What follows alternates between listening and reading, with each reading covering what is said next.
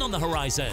How would you enjoy that cash? £50,000 will make someone our biggest ever winner. For another chance to win, text cash to 63232.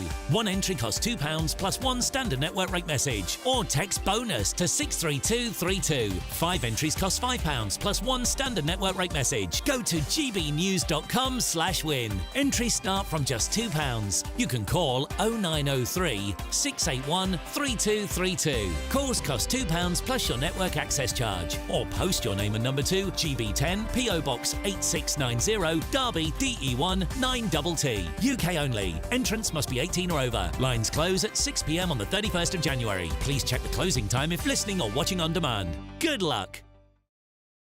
Sunday with Michael Portillo from 11, only on GB News. Welcome back to Sunday with Michael Portillo. Well, drinkers have been warned about a drop in the quality of French wines after poor weather conditions hit this year's grape harvest. Winemakers across France will make 240 million fewer bottles of wine this year, the country's farming ministry said on Tuesday. So should we think of switching from French to English? I'm joined now by sommelier and founder of Inflorescence Wines, Jacinta Madison Williams. Hello, Jacinta. Good morning. Nice to see you. First of all, let's just think about the poor French. Has this been a fairly universal weather catastrophe for France? It has. Kind of across the board, we're about 22% down on last year's crops, which is quite significant. I think it's like one of the 4 years over the last century that have been this low. So, and it's affected both quality and quantity? I would say more so quantity. There's always ways of counteracting quality. It depends if people are desperate to make wine. They can obviously push out more watered-down grapes. There's been a lot of rain, if you hadn't noticed. Not only in France, we felt it here too. But lots of frost, supercell hailstorms have completely wiped out some crops. So in some cases, there's nothing to make. In other cases, it's just really watered-down grapes, and you want to pick earlier to make sure you're avoiding all those rains. But I would say more so it's quantity. But saying that, France is still the biggest producer of wine in the world. It might be taken over by Spain this year, but as a consumer, don't panic. We're not going to run out of wine. And we obviously have lots of lovely wine growing here now in England. So whether we do make a little jump for a bit to English wine, but there's definitely still lots out there. GB News, the People's Channel.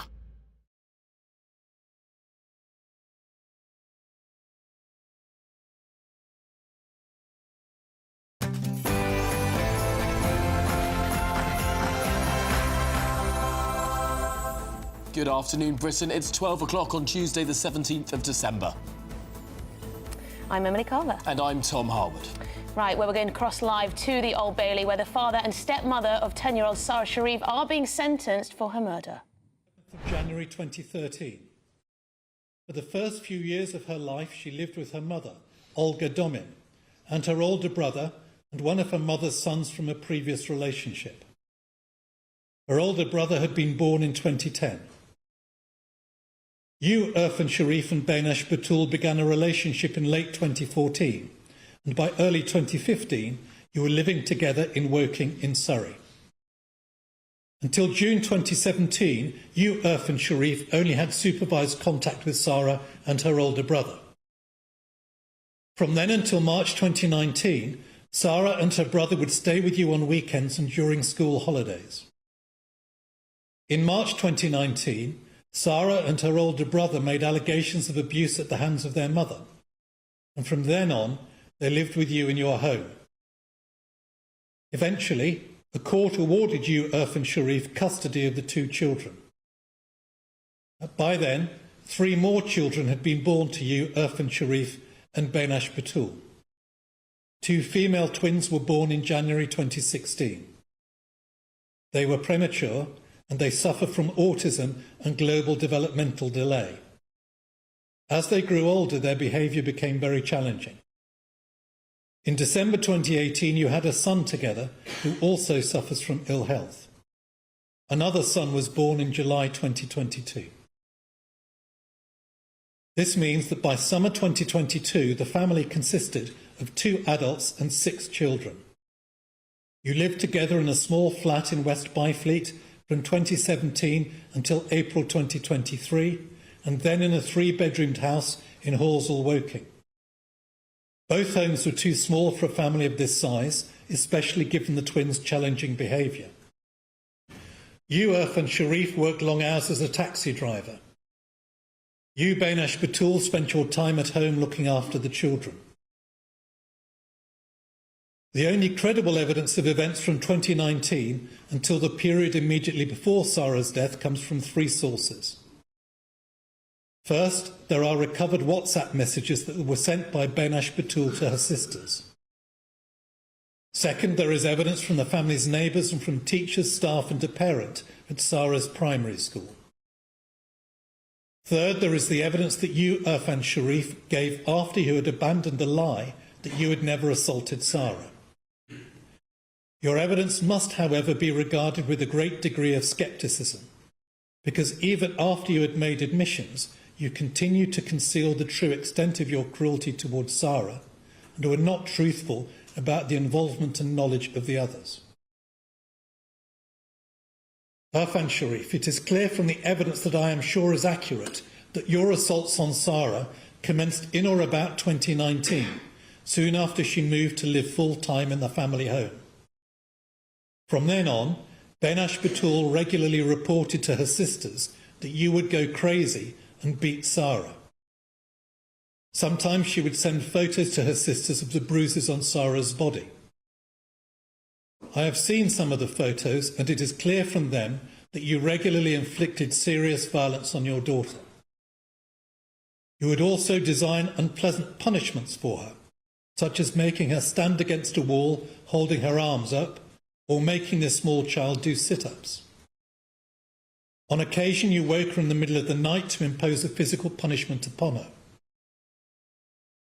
There is a sinister video shown to the jury of you cuddling your youngest son after his birth. Sara was next to you trying to play with the baby, and you were casually slapping her away. A bruise can be seen on her forehead. Twice, in June 2022 and again in April 2023, you took a sudden decision to take Sara out of school and to homeschool her. On each occasion, this was because the visible signs of the beatings that you had carried out had become so obvious that you were worried that the authorities would find out how you were treating her. You, Bainash Batul, did not stand in Irfan Sharif's way, and you did nothing significant to protect Sara. You encouraged and assisted Irfan Sharif in his assaults, although I cannot be sure that until near the end you actively participated in the assaults upon Sara. There are a number of particularly disturbing features about the way that you, Irfan Sharif, and you, Bainash Batul, habitually treated Sara.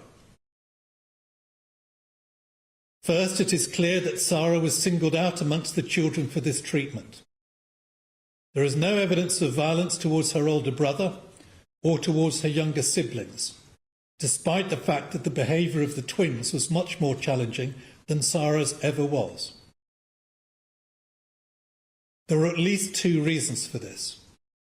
I have no doubt that you both cared much less for Sara than you did for the younger children, because, unlike them, she was not Bainash Batul's natural child.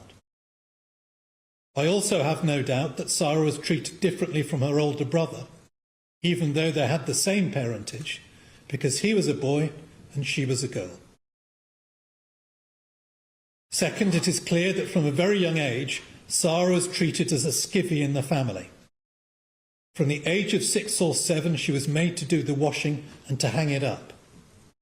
She had to tidy up the house. She was made to take a major role in caring for her youngest brother. Although from time to time you, Bainash Batul, would perform some acts of kindness towards Sara, such as buying her clothes to match the twins' clothes, in general, neither of you had any concern for the happiness or quality of life of this small child. You treated her as if she was worthless. You made no allowances for her age. Chillingly, in one WhatsApp message, you, Bainash Batul, said that you thought that Sara had a jinn, a demon, in her. Third, Though Sara was theoretically being homeschooled, there is no evidence that she received any form of education whatsoever. The pretext of homeschooling was simply a ruse adopted for wholly selfish purposes to cover up the abuse to which Sara was subject and to continue with the abuse beyond the gaze of the authorities. At the time when Sara was being subjected to despicable abuse, she was also being deprived of an education. Fourth, for some time, Sara was made to wear the hijab and her whole body was covered up. This was not for any religious reasons, and was certainly not because Sara chose to do so. You did not wear a hijab, Baynash Batul, and the women in Irfan Sharif's family did not do so. This was another expedient to cover up the bruises that were all over Sara's body. As for your motives, Irfan Sharif, for your beatings and other abuse of Sara, you treated her in such a way because you considered it to be your right to impose harsh discipline upon her. Sara was a brave, feisty and spirited child. She was not submissive as you wanted her to be. She stood up to you. You considered that her behaviour entitled you to chastise her physically, and I have no doubt that your ego and sense of self-importance were boosted by the power that you wielded over her and the rest of the family. In fact, Sara was not particularly badly behaved. She was a normal child of her age. The beatings began when she was 6 or 7. Sara never did anything that might conceivably have justified any part of the treatment that she endured. I should add that there was no sexual motive behind your treatment of Sara. So far as you were concerned, Baynash Batul, you went along with the abuse by your husband. As I have said, you cared less about Sara because she was not your own natural child. You were heard by neighbours yelling and swearing at Sara. It is true that you made clear to your sisters in the WhatsApp messages on many occasions that you were horrified by the abuse that Irfan Sharif was inflicting on Sara. But you took no serious steps to stop it. You would sometimes put cream on her wounds. On one occasion, in February 2022, you saw a solicitor and took advice about a divorce and about obtaining a non-molestation order and arrangement orders for your stepchildren, but you took it no further. You did not intervene with any vigour to stop Irfan Sharif from hitting Sara. You did not seek intervention to protect Sara because you were concerned that if you did so, you would lose custody of all the children. In effect, you were prepared to sacrifice Sara because you did not want to lose your other children.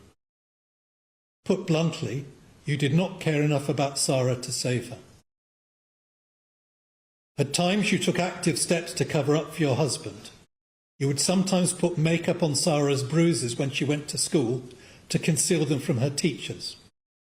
You went along with the decision to homeschool Sara. Moreover, it is clear from the telephone evidence that was put before the court and from some parts of Irfan Sharif's evidence that were credible, that often, when Irfan Sharif was at work and you thought that Sara was being troublesome, you would call Irfan Sharif to summon him home, knowing full well that this would be likely to result in a beating for Sara and intending for this to happen. You encouraged and assisted in the abuse. Furthermore, it is clear from the evidence that I will come to in a moment that, towards the end of Sara's life, you actively participated in some of the abuse that she suffered. There is no doubt that you were subject to coercion and control by Irfan Sharif. For example, he refused to attend the birth of your youngest child, and he forbade your family members from accompanying you at the birth. But you have a strong character, and you could have stood up to Irfan Sharif in relation to his treatment of Sara if you had been motivated to do so. The stress, pain and trauma that this campaign of violence will have caused to Sara is hard to contemplate. Sara began to vomit up food and at times she soiled herself. There could be no doubt that this was a reaction to the abuse to which she was subjected. Predictably, but tragically, your reaction to this, Irfan Sharif, was to beat Sara more. You punished her because of her physical reaction to your abuse. When Sara assaulted herself, you, Benash Batul, would ring Irfan Sharif and would call him home to sort it out, knowing very well and intending that he would deal with it by beating Sara. You, Faisal Malik, arrived in the household in December 2022. You came from Pakistan to undertake a postgraduate course at Portsmouth University. At first, you lived with the family in their very small flat in West Byfleet, and then in April 2023, you moved with them to the house in Halsall. You commuted to the university until term ended in May 2023. From then on, you spent the bulk of your time in the house, apart from spending 20 hours a week working shifts at McDonald's and, from time to time, spending a few hours hanging around a local park. I have no doubt whatsoever that you, Faisal Malik, were aware of the campaign of torture that was being perpetrated against Sara, primarily by your brother. The house and the flat were too small and too overcrowded for there to be any other realistic conclusion. The injuries found on Sara's body when she died, which I will come to in a moment, show that she was the victim of very many assaults in the home, especially in the last weeks of her life. It is inconceivable that you were not around for any of them, or that you did not see or hear anything, or that you were unaware that she was being tied up. The idea that was at one stage put forward on your behalf that you were too busy on your phone or listening on your earbuds to notice anything happening to Sara is, frankly, preposterous. Also, the fact that as her uncle you would, for cultural reasons, only have seen Sara when she was fully dressed does not mean that you were not aware of what was going on. The jury was shown a video of a barbecue in the garden of the house in June 2023, which you attended. Sara can be seen without a hijab and with visible bruising, including marks on her neck. I cannot be sure that you were present for all of the assaults on Sara during the time that you were staying with the family. Indeed, I am sure that you were not, but you were present for and well aware of a substantial number of them. It is true that you had only just arrived in the UK and were a guest in the household, but this cannot possibly excuse your failure to do anything to help or protect Sara. You were not a child, you were 28 years old, and anyone, however much they were in awe of their brother, should have recognised what was happening to Sara was dangerous and wrong and had to be stopped. And there was no reason why you could not have summoned help from outside the home. Even if you were unaware of the existence of the social services or other agencies, there is no doubt that you knew that there was a police force which could have been called in to protect Sara. These assaults were also carried out in front of the other children, or at least in locations where the beatings and Sara's screams could be heard by the other children. The properties were too small for it to be otherwise.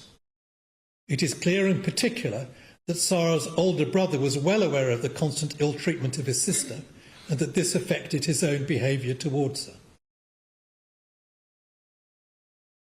As for the way in which Sara was being treated in the last couple of months of her life, we have another reliable source of evidence, the medical evidence.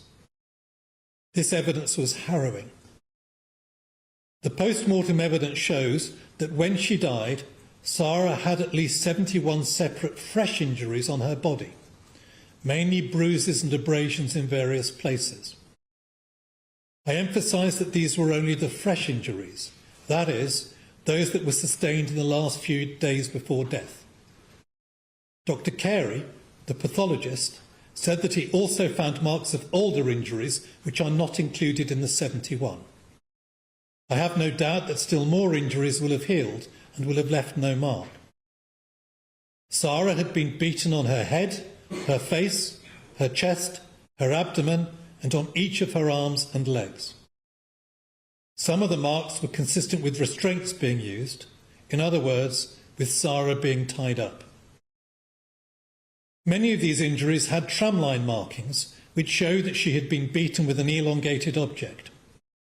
You, Irfan Sharif, have admitted to beating Sara on a number of occasions with a metal pole, part of a high chair. The pole was found at the property after Sara's death.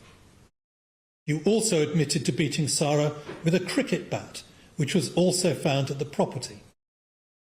At one stage you admitted to doing this multiple times, but then you changed your evidence and would only admit to doing so once. I have no doubt that in fact this was a regular occurrence, at least towards the end. You also admitted to hitting her on the head with a mobile phone. In addition to the 71 fresh injuries, the medical experts found a total of 25 separate fractures to the bones in Sara's body. These included a fractured collarbone, 2 fractured shoulder blades, fractured ribs, a fractured humerus, 11 separate fractures to her spinal column, and fractures to bones in both of her hands.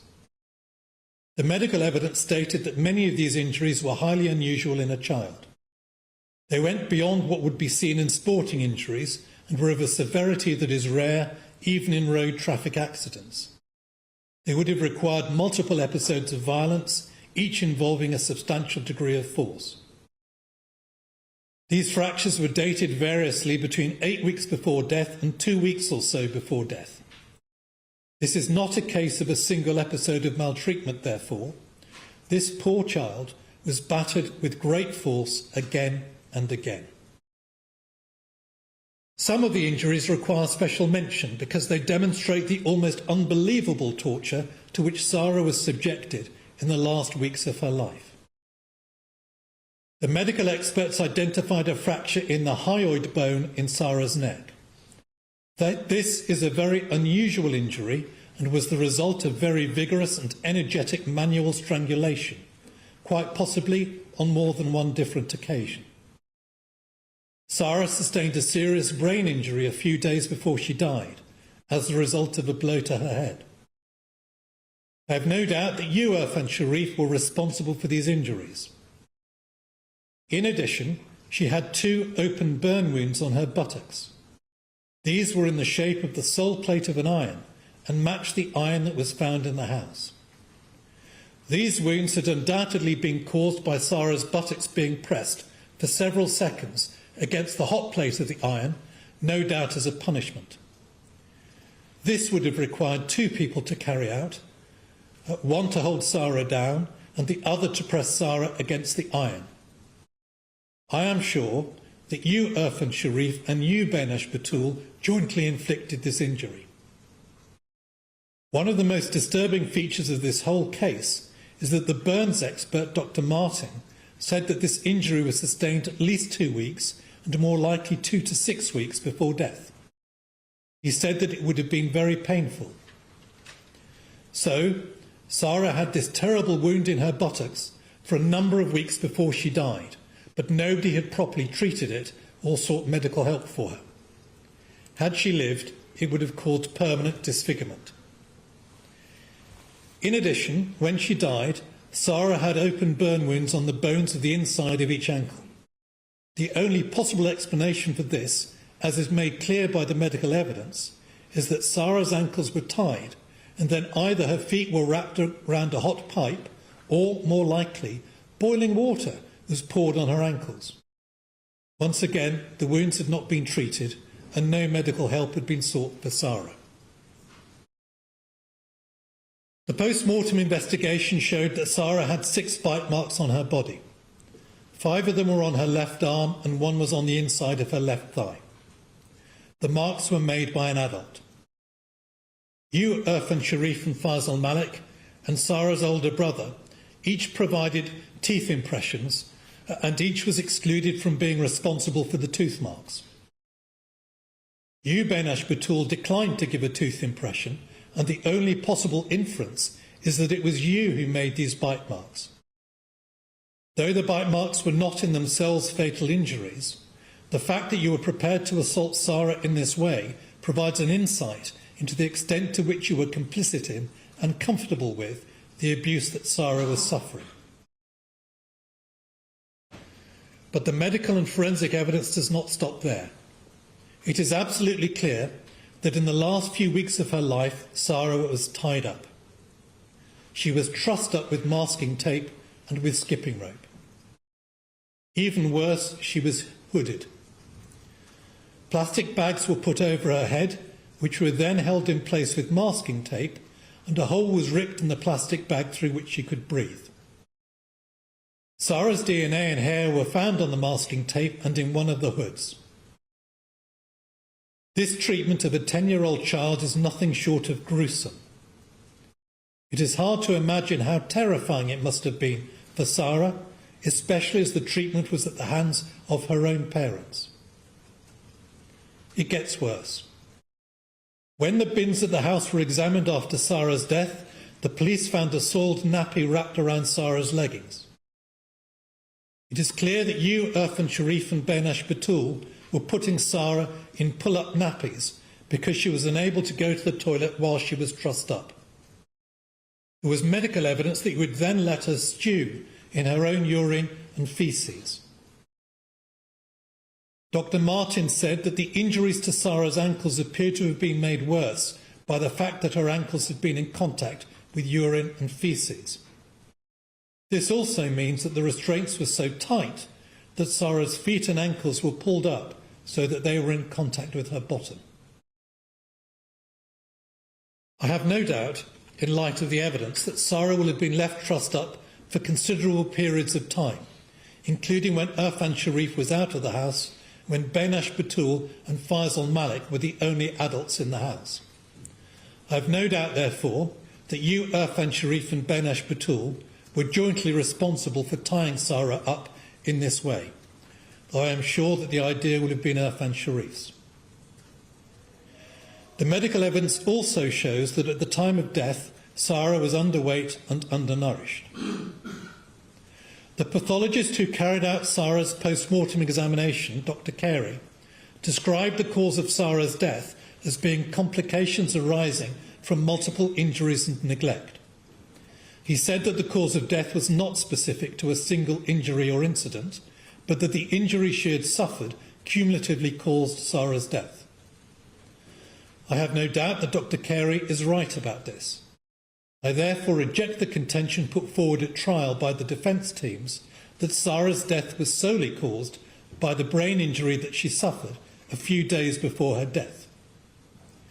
That may well have been the last straw, but the constellation of injuries that Sara suffered over many weeks each made a significant contribution to Sara's death. This includes the burns to which you, Benash Batul, directly contributed. I now come on to the events on the evening of Sara's death. It is clear that at least partially as a result of the brain injury, Sara suffered a decline in the few days before she died.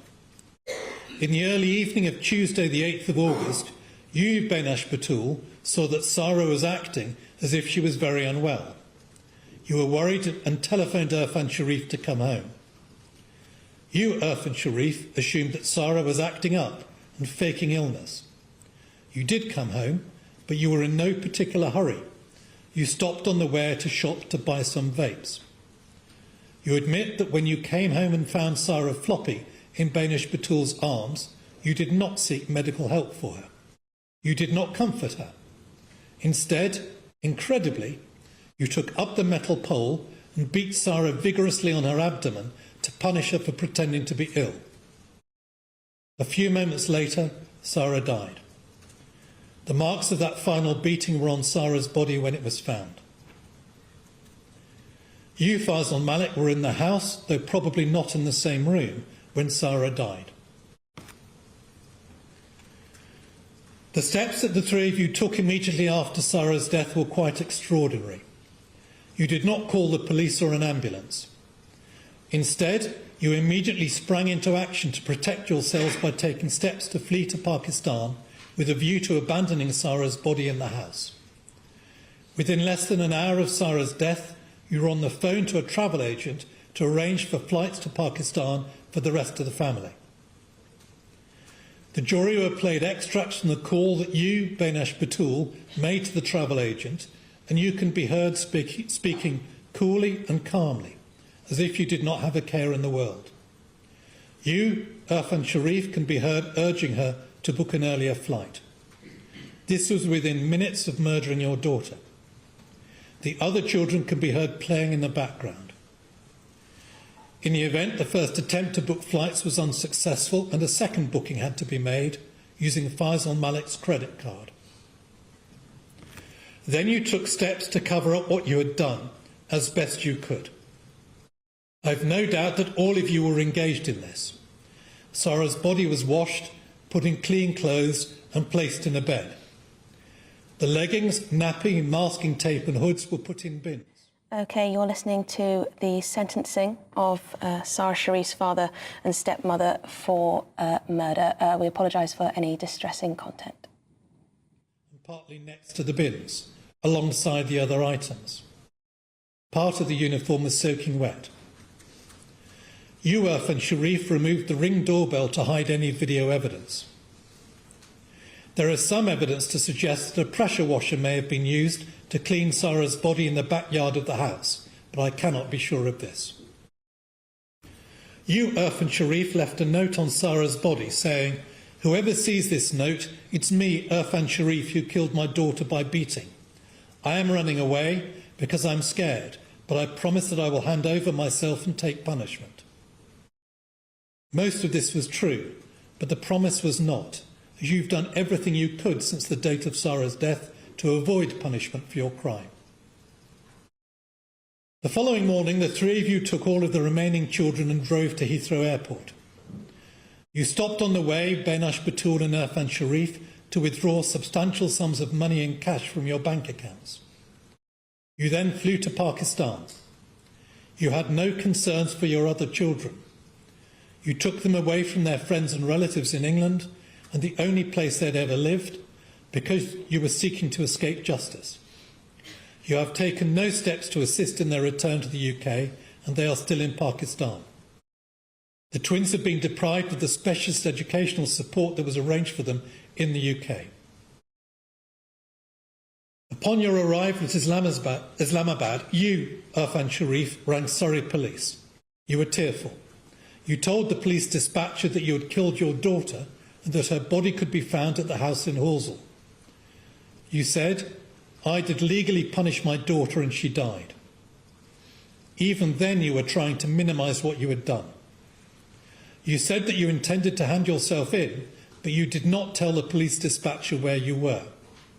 You deliberately gave the impression that you were in the UK. You lied and said that you were calling from your son's car. You all then went into hiding in Pakistan. There is no extradition treaty between the UK and Pakistan. Nonetheless, the Pakistani authorities started looking for you. On the 6th of September, you, Benash Batul and Irfan Sharif, took part in a bizarre video press statement in which you referred only briefly to Sara's death, saying that it was an incident, and then spent the rest of the time complaining about the pressure that the Pakistani authorities were putting on Irfan Sharif's family.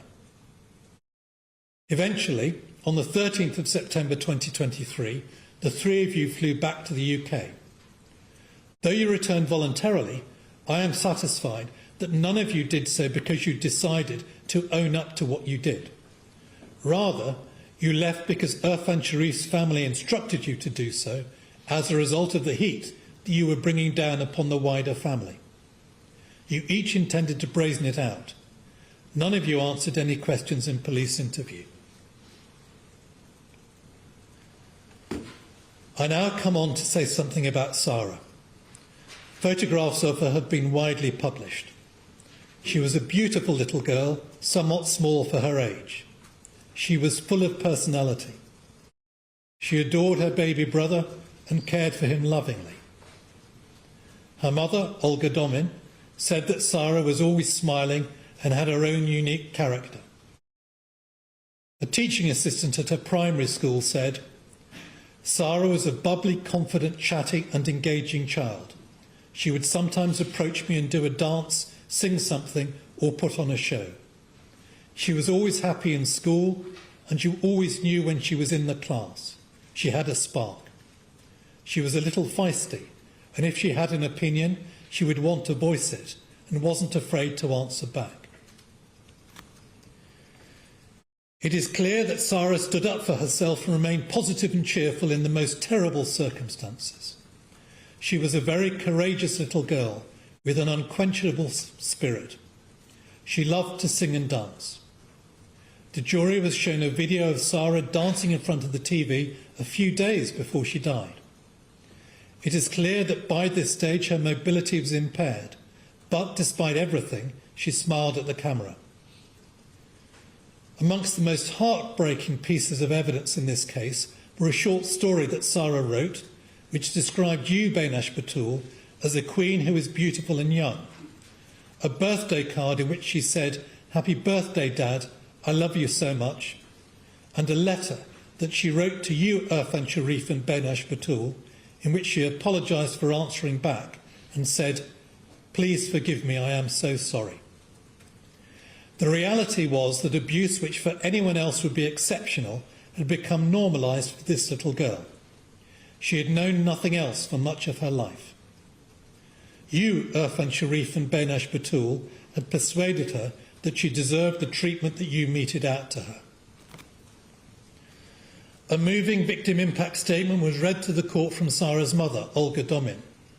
She finds it hard to understand how anyone would behave in such a way towards a small child. Ms. Domin has suffered greatly as a result of Sara's death, which has had a damaging impact upon her mental health. She had the small consolation that Sara's body was returned to her for the funeral in Poland.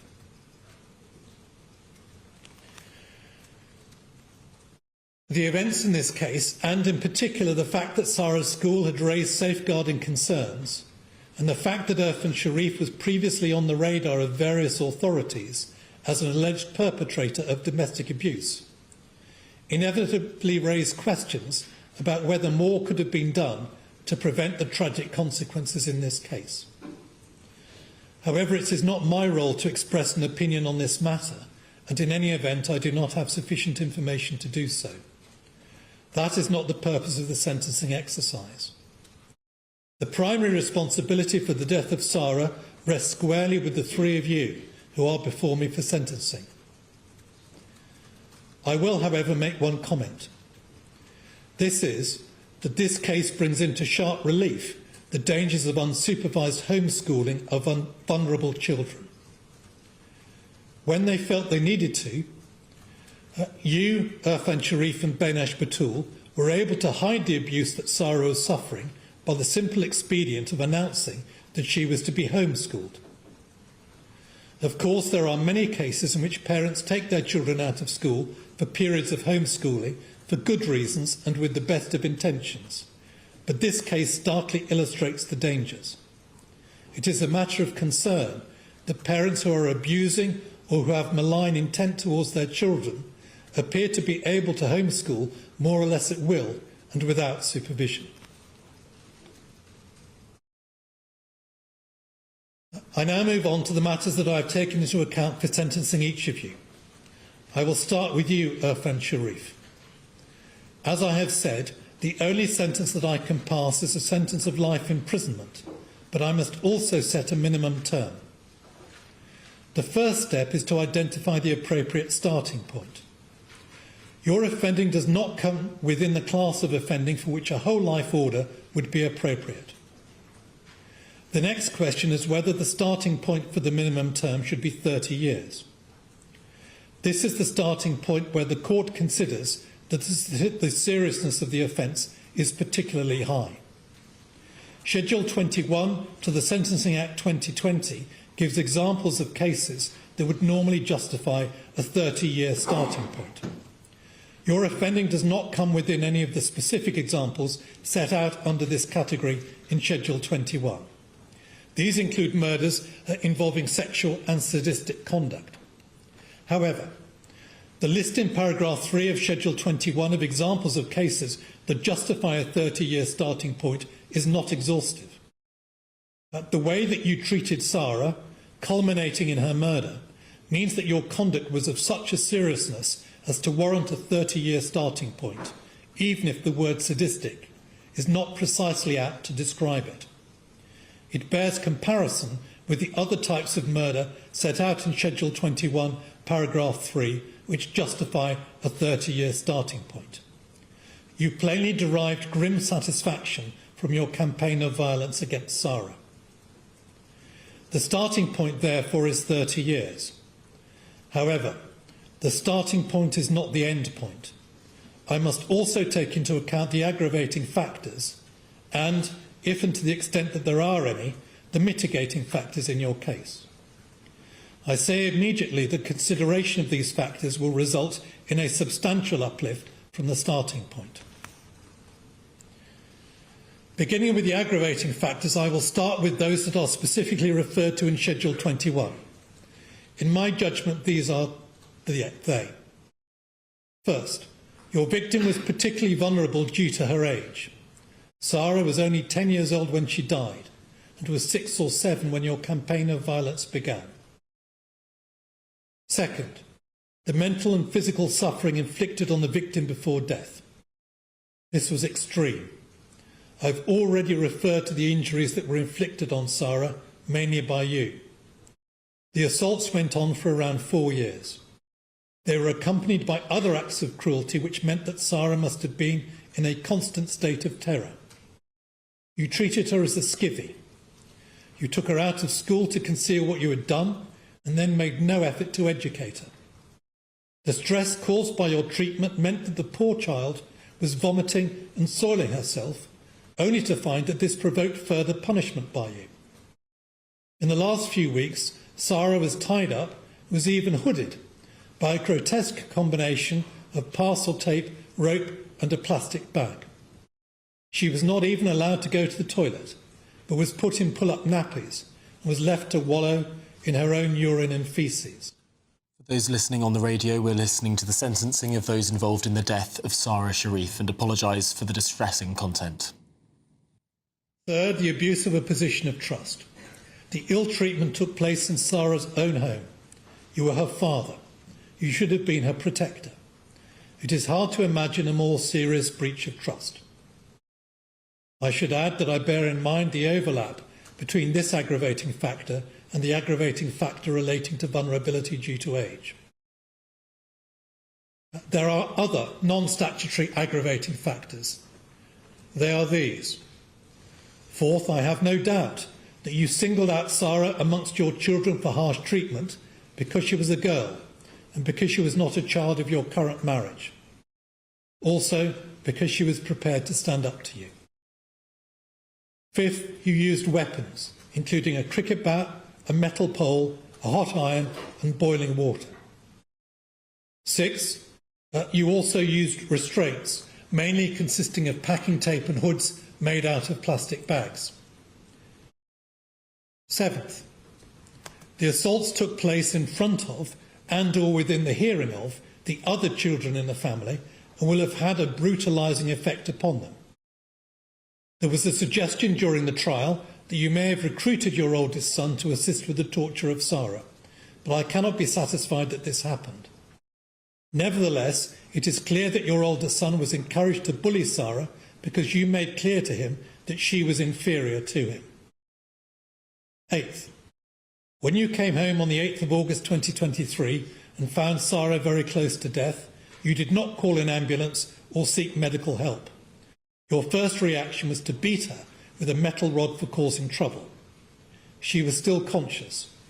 This means that the last thing that Sara felt before she died will have been her own father beating her for supposedly faking injury.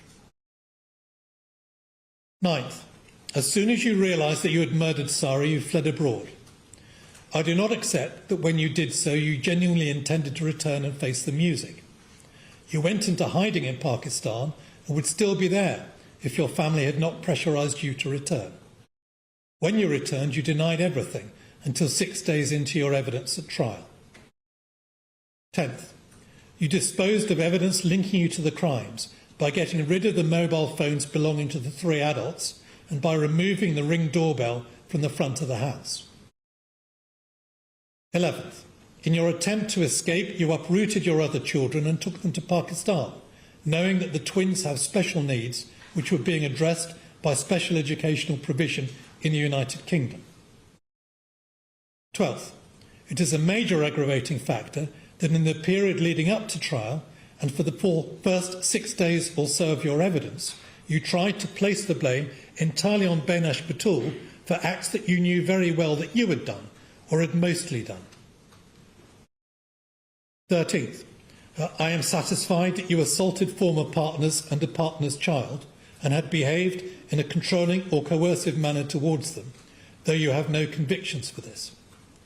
You have a history of preying on vulnerable women, including doing so in order to obtain permanent residence in this country. And finally, you have shown no real remorse. Right to the end of the trial, your main objective was to evade liability for your crimes. You are suffused with self-pity. You have one previous conviction which is of no relevance for present purposes. I have borne in mind that some of the aggravating features in this case also contributed to the conclusion that the 30-year starting point was appropriate, and so I have been careful to avoid double counting. This applies in particular to the mental and physical suffering that was caused before Sara's death. Nonetheless, the degree of mental and physical suffering that you caused to Sara was, in my view, so extreme as to amount to an aggravating factor in this case, and, taken together with the other aggravating factors, means that a sentence of 30 years would not reflect the gravity of your offending. There is very little indeed by way of mitigation. You were 42 years old when Sara died. You are an intelligent, educated man. There has been no suggestion that you were suffering from any mental illness. I accept that you did not intend to kill Sara, but this is scant mitigation in these circumstances. You fully intended to hurt her, and to hurt her badly, and you did not care what the consequences for her would be. You intended that she would have a life filled with pain and misery. I also accept that Sara's murder was not premeditated, but for the reasons just mentioned, this is of little or no value as mitigation. Benash Batul. You too have been found guilty of the murder of Sara Sharif. I have described the nature of your participation earlier in these sentencing remarks. I sentenced you on the basis that your involvement in the years leading up to Sara's death consisted mainly, though not entirely, of encouraging and assisting Irfan Sharif in many of his assaults upon Sara. Indeed, during the early stages of the ill treatment, you tried to talk Irfan Sharif out of assaulting Sara. Nevertheless, it is clear that you valued Sara less than your other children because she was a female child who was not your natural child. You would call Irfan Sharif home when Sara was naughty, knowing and intending that he would assault her. You knew that the treatment that Sara was suffering was wrong, but, as I have said, you were prepared to sacrifice Sara because you did not really care very much about her and were frightened of losing your own children if the scale of the abuse became known to the authorities. However, you also took an active part in some of the maltreatment of Sara towards the end of her life. It was you who bit her, on the arm and on the inner thigh, not long before she died. These were not affectionate nibbles, these were bites. Also, I can be sure that you took part in the tying up and hooding of Sara. This was not the work of one individual, and Sara was tied up even when Irfan Sharif was not in the house. Still further, I have no doubt that you were present at and involved in the burning of Sara with an iron, which led to the terrible burns on her buttocks. This was a two-person job, one to hold Sara and one to press the iron onto her body. You did this despite knowing that the treatment was wrong. It is clear that you were sincere when you expressed your horror and concern in the early stages about the way that Irfan Sharif treated Sara, but you did next to nothing about it, and you became used to it and complicit in it. The calm, unruffled and chilling way in which you acted in the minutes after Sara died showed how unsurprised and unconcerned you were that the ill treatment had resulted in her death. As for the starting point for the minimum sentence, your conduct was of such seriousness as to warrant a 30-year starting point. You willingly encouraged or assisted the torture of this child for several years, and you continued to encourage and assist, and sometimes participated in it, whilst it became ever more extreme. As with Irfan Sharif, the starting point will not be the end point. The aggravating features are these. First, Sara was particularly vulnerable due to her age and her position within the family. Second, the extreme nature of the mental and physical suffering endured by Sara, though I bear in mind the need to avoid double counting. Third, the abuse of a position of trust. You were her stepmother and the main carer in the household. The ill treatment took place at Sara's home. You could, at an early stage, have put a stop to the hideous ill treatment of Sara by her father, and later by you, which you knew full well to be wrong. Once again, I bear in mind the overlap between this aggravating factor and the first aggravating factor, namely Sara's particular vulnerability. Fourth, Sara was singled out by you for ill treatment as a female child who had a different mother. Fifth, the use of weapons, including the use of an iron in which you were directly involved. Sixth, the use of restraints, which were used at times when you were the adult in charge of the house, as well as at times when Irfan Sharif was also in the house. Seventh, the assaults took place within the sight and hearing of the other children. Eighth, you took part with others in the deliberate concealment and covering up of the maltreatment which led eventually to Sara's murder. When she was alive, you connived in the use of the hijab, dark glasses, makeup and homeschooling to conceal the injuries suffered by Sara. Ninth, when you realised that Sara was dangerously ill, you did not call an ambulance, but you summoned Irfan Sharif home, knowing that he would not have Sara's best interests at heart. 10th, you flew to Pakistan. Again, for those listening on the radio, we are listening and watching to the sentencing remarks from the judge in relation to the murder of Sara Sharif. We apologise for the distressing content. As with Irfan Sharif, I am sure that the only reason that you returned to the UK was because Irfan Sharif's family pressurised you to do so. In effect, you were given no choice. 11th, you participated in the disposal of evidence, namely the mobile phones. It was not due to you that the WhatsApp messages were recovered. These were recovered from your sister's phones.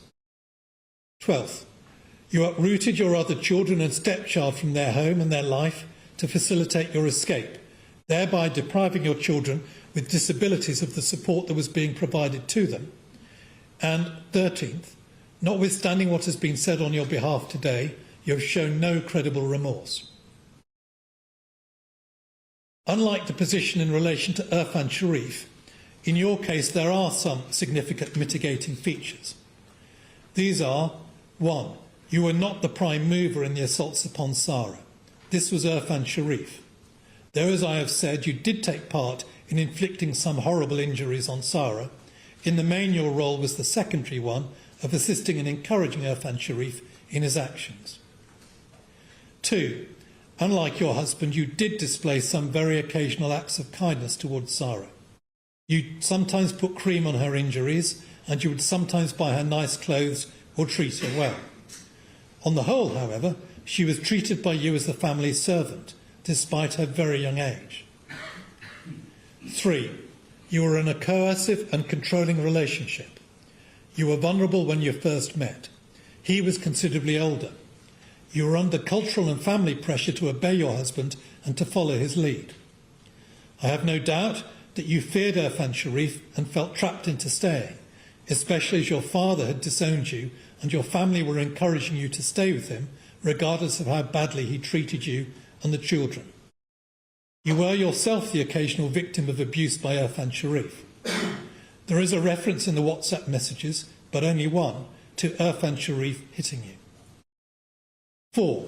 You were under a great deal of strain because you were essentially the sole carer for 6 children in a flat and then a house, which were each much too small, and you had the great additional stress of having to look after the twins with their extremely challenging behaviour.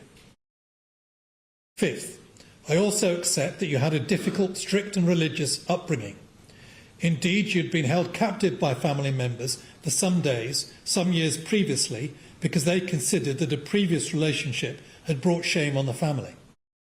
You had been disowned and cut loose by your father because he disapproved of your lifestyle and a previous partner. You were in contact with 2 of your sisters and your mother, although Irfan Sharif limited this contact. It is also true that your family did not encourage you to seek assistance for Sara, and sometimes encouraged you in the view that both you and she should put up with Irfan Sharif's treatment. 6, you had a medical history of depression, and 7, you have a previous conviction for theft and fraud by false representation, but these are not relevant for present purposes. You are of effective good character.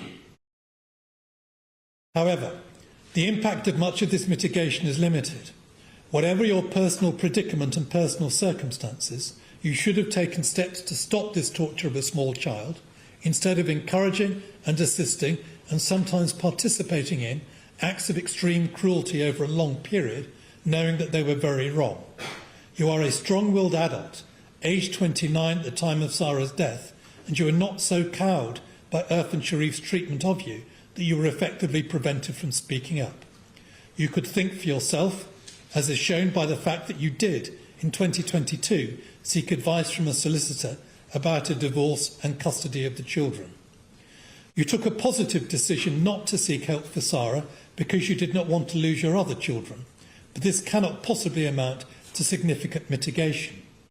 You just did not care about Sara in the same way you cared about the other children. You did not intend to kill Sara, and her killing was not premeditated by you, but, as with Irfan Sharif, this is scant mitigation. You returned voluntarily to the United Kingdom in September 2023, but, as I have said, this was the result of pressure from Irfan Sharif's family. You have lost contact with your other children, and this is hard for any mother. But you chose to take them to Pakistan, knowing that efforts would be made to ensure that they did not return to the UK. Faisal Malik. You have been acquitted by the jury of murder, but you've been found guilty of causing or allowing the death of a child. The Sentencing Council's guidelines for this offence draw no distinction between causing or allowing the death of a child.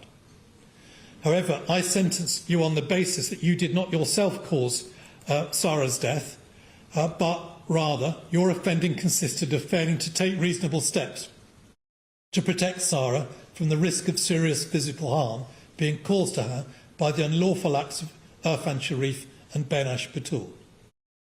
I cannot be sure that you played any active part in the ill treatment of Sara. Indeed, I do not believe that you did. There was no evidence at trial that you had done so. I have summarised the relevant facts earlier in these sentencing remarks. You came into the family home in December 2022, some 8 months before Sara's death. You were not present when the campaign of ill treatment began. Once you took up residence in the family home, you spent much of your time there, especially during the university vacation that began in May 2023. This was the period of the worst of the torture that Sara endured. You cannot fail to have been aware of much of the terrible ill treatment to which Sara was being regularly subjected, including beatings, burnings, and the tying up and hooding of Sara with tape and plastic bags. You stood by and did nothing.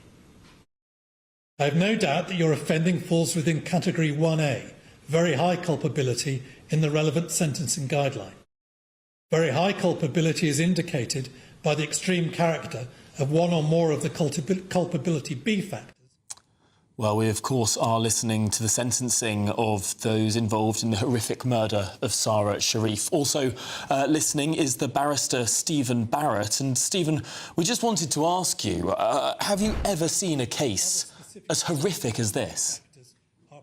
I haven't, but this, Tom, is why I don't do crime, because crime involves the most reprehensible human behaviour. And I've listened to all of this deeply distressing, poor life of this innocent child. I get quite emotional, so your producers could tell. And I was asked, do you want to carry on? And I just said, well, I think I owe it to her. I mean, this is monstrous evil. This is unbelievable evil. And what I can't really wrap my head around is how she stayed so cheerful, and how she wrote how she still wanted her parents' love. She still wanted that love, but it was denied to them because these people are they're monsters. When people talk about bringing back the death penalty, most of us who are educated scoff at that. But then when you listen to something like this, it's just very difficult to go through. And I mean, it's not just criminal lawyers who go through this. We should also shout out to the family lawyers. I had a very great friend who, during pupillage, which is our training year, was training to be a family barrister, and she just kept bursting into tears, and she couldn't tell us why, but it's because something awful had been going on, and she was involved in that case that involved something awful. This judge will feel a terrible burden. I mean, imagine just having to know all of this and having to be the one who has to look at them. Apparently, they're there and they're looking at their feet. Thank God they should, indicate some level of shame, but this is absolutely horrific. This is that poor girl. And I really do think we must. I mean, we always say lessons must be learned, but could we please find out why the authorities failed to do anything, particularly if the school flagged it up? I mean, this is just, and if it is just going to be cultural sensitivity, then could this be the moment when we break with that idea, when we as a nation decide that we'll protect our little girls instead of worrying about anything else? I mean, let's protect all of them, regardless of which culture they come from, but let's protect our little girls. Yeah, I mean, Stephen, your voice there, your emotion very much reflects what our viewers and listeners are saying at home, just the horror of the injuries described in such detail and what this little girl went through. And as you say, there were still pictures of her with a cheerful face and stories of how she was. We should say that we will dip straight back in when we do hear the exactly how much time these people will be spending in prison, of course. But how does a judge go about deciding the sentencing on something like this? Well, the politicians have set all of this out in quite a technical way. So when the judge refers to schedules and bits of acts, that's because the politicians have decided that they really want to control judges. So judges, I think, have probably the least discretion now that they've ever had in our history. So it's very much the politicians who've set out these boundaries. I did question whether the boundary, I mean, if this isn't enough to justify a whole life tariff, then I don't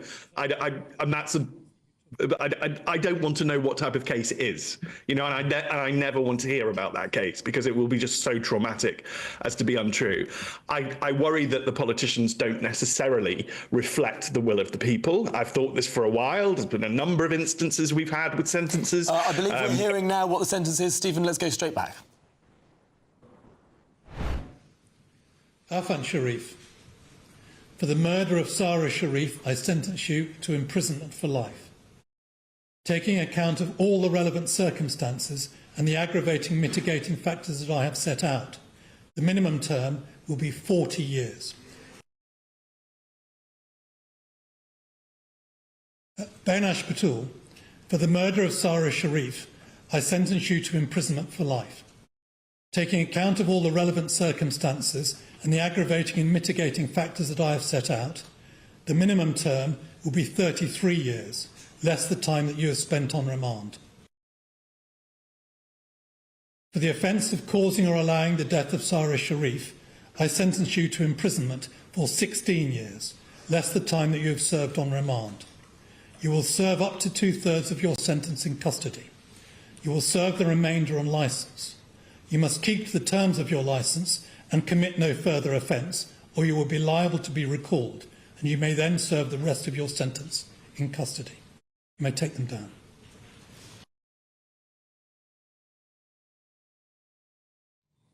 Well, there we have it. We've heard those three sentences for those three individuals involved in the murder of Sara Sharif. Firstly, life to Afan Sharif, the father, with a 40-year minimum.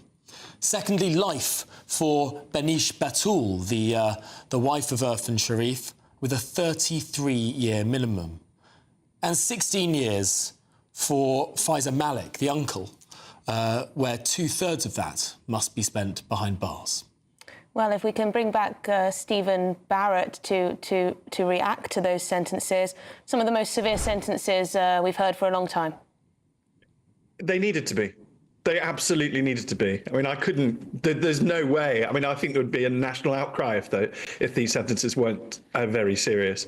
What that poor little girl went through is absolutely monstrous. I mean, I cannot imagine the pain and suffering from people who she expected to love her and to care for her. I mean, and so I'm glad that the sentences are tough. The third one, the fact that prisoners only serve 2/3 of their sentence, I think we're going to have a national conversation about that at some point and see whether the people do actually support that idea. I'm glad it's getting some coverage because, you know, lawyers like me knew things like that, but I'm not terribly sure that the public always know that, and this will thankfully shine a big light on that and whether 2/3 of 16 years is really enough for him. But, you know, that's for another day, I suspect. Let's take joy in the fact that the main sentences are really severe and entirely appropriate that they should be. I mean, 75 fractures in an 8-week period. She's a little girl. This is just unbelievable. The tying down and the burning of her. I mean, this is absolutely reprehensible human behaviour. This is the worst, you know, that humans do, and it's entirely appropriate, I think, in those circumstances that they get life and that those minimum terms are extremely high. They deserve to be. I don't really want to see any of them coming out again, but I suppose we might. We'll just have to keep an eye on things. But as I was saying before, the public, there's a big move by professionals to sort of keep the public away from sentencing, as though they have no interest in it, as though because they're not professional lawyers, you know, it's not really for them. But I do take the view that sentencing must reflect what the public expect. You know, we are all in this country together, and we all want, you know, it's a shared experience. Everybody, every single decent person will be feeling absolutely horrendous about what happened to Sara. Every single decent person will have vast amounts of sympathy for her, will feel like I do, that they just wish that they could sort of somehow magically move through time and somehow rescue this child.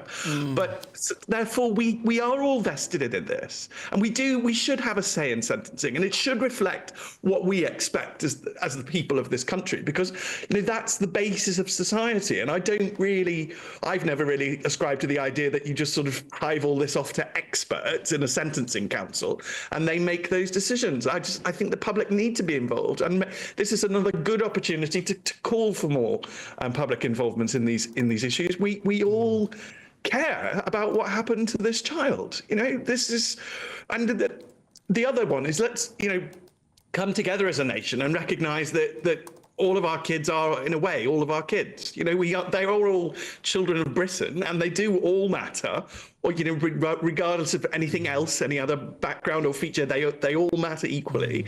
And what happened to this one is absolutely horrific. And Stephen, that's such an important point to raise, because it does seem that repeatedly in this case, people were tiptoeing around some of the cultural elements. Why was this girl's skin covered so completely when some days she wasn't wearing the full burqa, other days she was completely covered, you know, around her face, around her body, to hide those bruises? And no one asked questions, or some people tried to ask questions, but clearly things were dropped, things were missed, sort of the erratic nature of homeschooling, then not homeschooling, then homeschooling again. Again, perhaps, cultural sensitivities stopping people asking the right questions. Well, that must stop. You know, at the end of the day, you know, I don't worry about my cultural sensitivity. Worry about the safety of the child. You know, that we're getting our priorities wrong. But the judge was quite clear that nobody else wore the hijab in the family, and that, you know, that should have been a red flag to somebody. Somebody, you know, you've got eyes in your head. You can notice things like that, and it's not culturally insensitive to notice these things. And we're just going to have to get over cultural insensitivity, because if the choice is to be culturally sensitive or to protect children, then I'm afraid we must protect children. That's it. I don't really want to be a country that just sort of lets children suffer, but manages to maintain cultural sensitivity. What would that country wouldn't be worth living in? It just wouldn't. This is a more important issue. And I mean, perhaps today is not the day for it, but, I do think that there should be an inquiry and an investigation into this. I'm not angry. I blame the people who hit her, but we need to stop this happening again. If this is happening anywhere else in our country right now, if a little girl is going through that, then we need to find out and we need to stop it. And that is the most important thing about functioning as a country, is that we protect our children. If we don't protect our children, I'm not sure there's much point to us. What would be the point of being a country? So let's really actually do something to protect kids this time. Let's not just say lessons will be learned and all the rest of it. And Stephen, of course, I just want to reiterate that, of course, we are talking about a subject that is deeply distressing. Some of the content that we heard in those sentencing remarks from the judge there were, difficult to hear. A lot of people getting in touch, Stephen, saying for this sort of crime, the death penalty is the only answer. Others getting in touch saying life should always mean life. Can you explain why we have these minimum terms? So Irfan Sharif, minimum term of 40 years, prison for life. If I just check how old he is, he's 43, so he could be out at the age of 83, very old. The stepmother, only 30 years old, she could be out at age 63. And the uncle, too, is only 29, so he'll be out. He could be out quite relatively soon. Why do we have these minimum terms? Because, put broadly, because the politicians decided that we would. And again, one of the features of passing off to experts is the politicians avoid the blame. But I think you just need to always hold the politicians' feet to the fire. They are ultimately in charge of all of this. They're in charge of these decisions.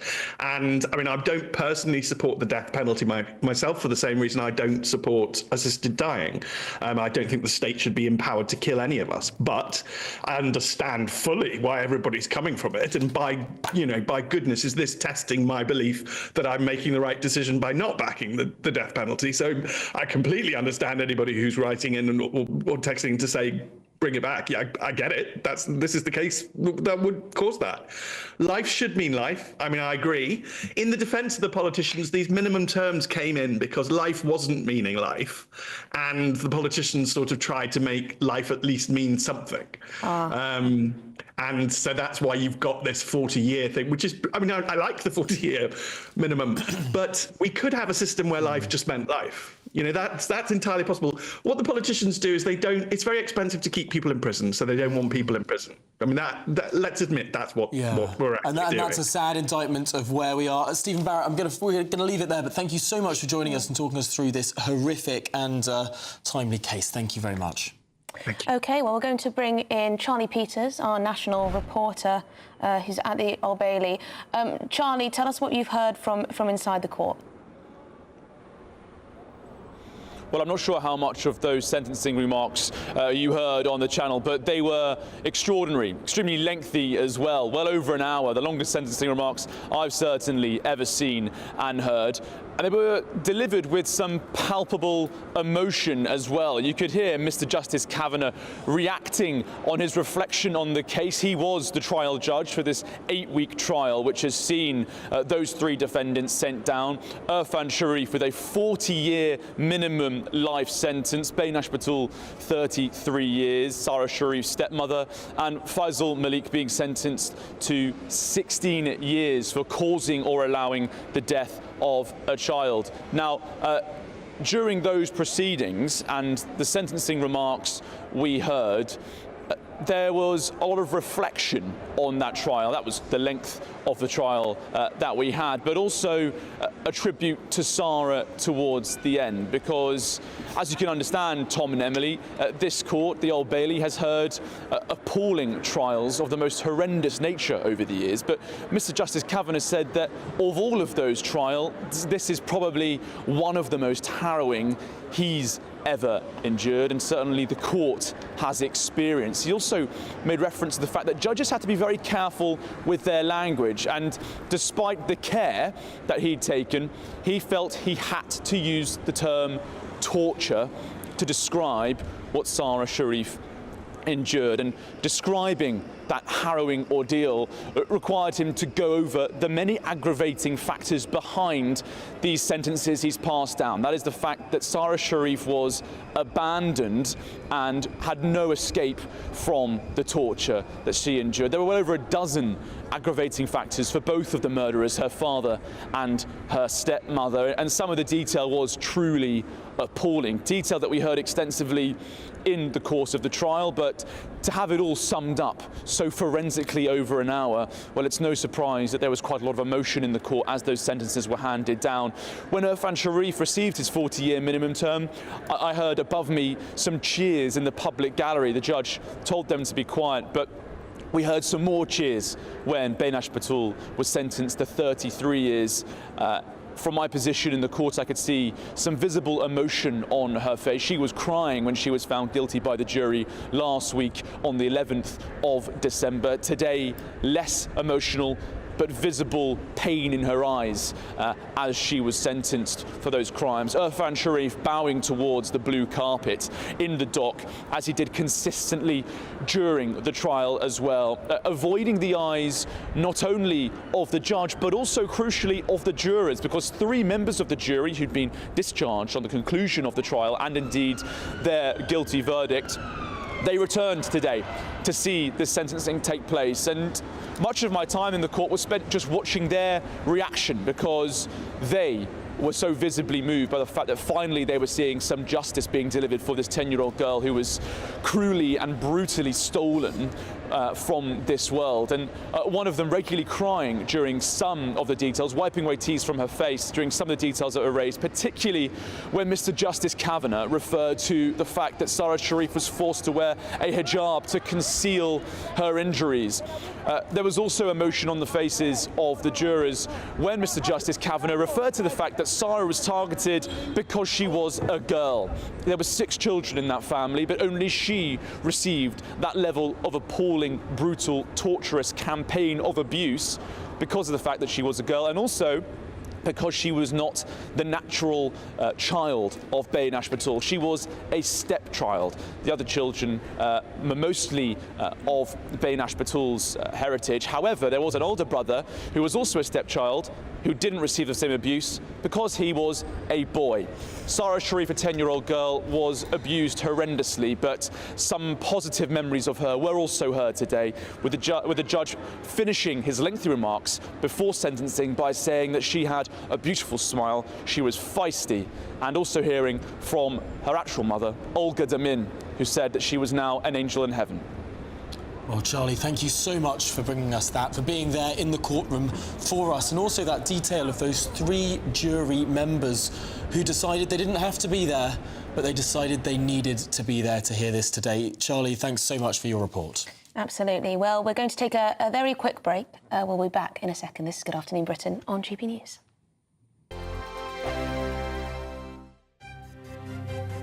GB News Breakfast, every day from 6 a.m. Go on, Eamon. Go on, Eamon. What does Eamon mean? I mean, I must admit, I never liked my name, ever. And then I realised that it's made me more individual because there are no other Eamons about. So therefore I can go by, whereas no one would know Isabel. She's Isabel Webster. She'd have 2 names. Penny.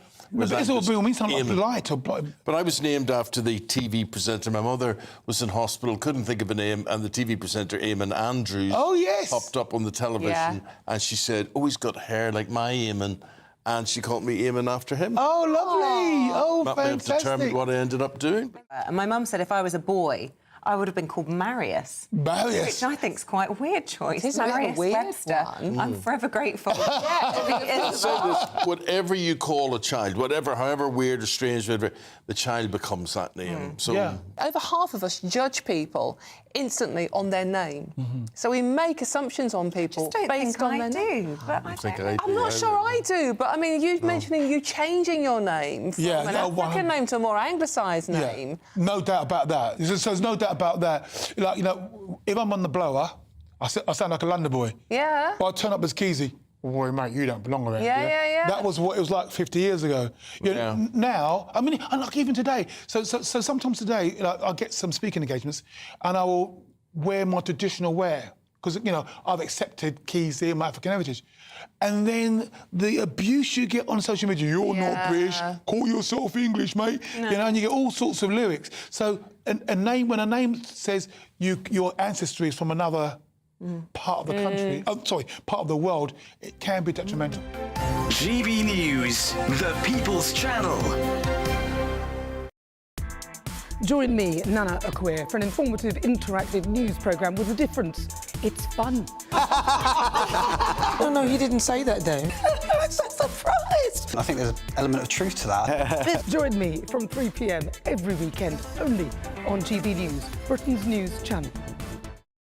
If you want your news to be straight talking, this is a nightmare for the Conservatives again. Down to earth. It's not just Nottingham where this is happening, is it? And most importantly, honest. Hard-working, middle-class taxpayers, they'll get their book thrown at them. Then catch me, Martin Daubney, Monday to Friday, 3 till 6 p.m. on GB News, Britain's news channel. We're proud to be GB News, the People's Channel. And as you know, we always love to hear your views. Now, there's a new way of getting in touch with us at gbnews.com/yoursay. By commenting, you can be part of a live conversation and join our GB News community. You can even talk to me, Bev Turner, or any of the members of the GB News family.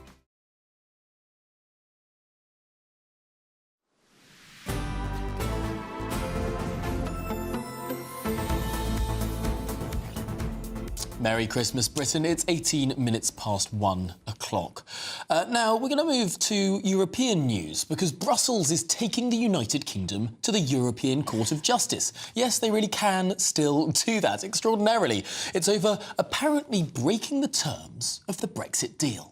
Yeah, so it appears that now Downing Street is very much in damage control mode following the announcement, with Number 10 refusing to rule out a role for the ECJ in Britain's justice system. So they're not ruling out that the European Court of Justice could play a continued role in our justice system. Well, could Starmer's relationship reset still be in jeopardy now? Delighted to be joined by our very own political editor, Christopher Hope, for the lowdown here. Many people very worried, Chris, that Brexit could be being slowly and subtly abandoned. Yes, I mean, in some way, this ball was started rolling on GB News last Friday when we interviewed for the podcast we do called Chopper's Political Podcast, the German ambassador. And he said then how it's likely that in this big meeting coming up between Ursula von der Leyen and the Prime Minister, Sir Keir Starmer, that on the table there will be talks about freedom of movement for the 18 to 30-year-olds, give them that experience of working in the UK for those from the EU and vice versa for British nationals going there. Now, over the weekend, we saw other elements emerge, so-called secret negotiating papers suggesting the EU will demand access to British fishing waters, which return to us in 2026 as part of this negotiation of the TCA, which is the Trade and Cooperation Agreement. And now today we have this strange story, which is a legal action brought by the European Commission against the UK government over alleged violations of the rights of EU citizens before going back before the end of 2020, before Brexit properly took hold. The government here, for now, the UK government, the PM spokesman, we asked him earlier about this, whether this might poison the well of the attempt by Sir Keir Starmer to get closer to the European Union.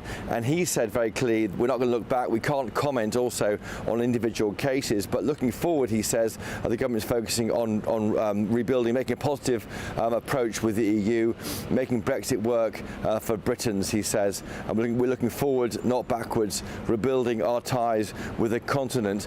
But that might be quite difficult if you're trying to team up with someone you've fallen out with in the past, and then they slap a legal action on you. That may be quite tricky.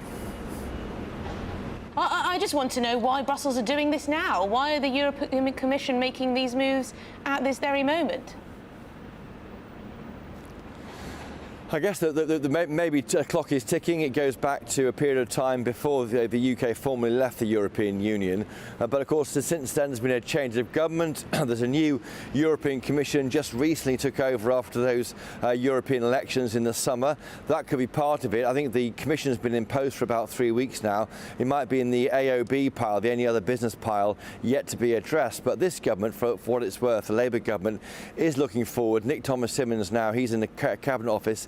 He's got a team of maybe 70 or fewer than 100 people around him, civil servants. They're not called a surrender squad. They are clear on that in Downing Street. They are called a team trying to rebuild relations with the European Union. They won't give us a name of what they are called, Emily. I can hear you laughing there. But they are not called a surrender squad. But the idea is they're trying to do closer deals in all sorts of areas. There's a big meeting coming up on the 3rd of February when the EU 27 leaders will meet with Sir Keir Starmer. The first time he'll have met all 27 EU leaders at the same time. As I say, that big summit with Ursula von der Leyen is a big one. That kickstarts, I think, 12 to 18 months of what might be tense and fraught chat as we renegotiate our relationship with the European Union.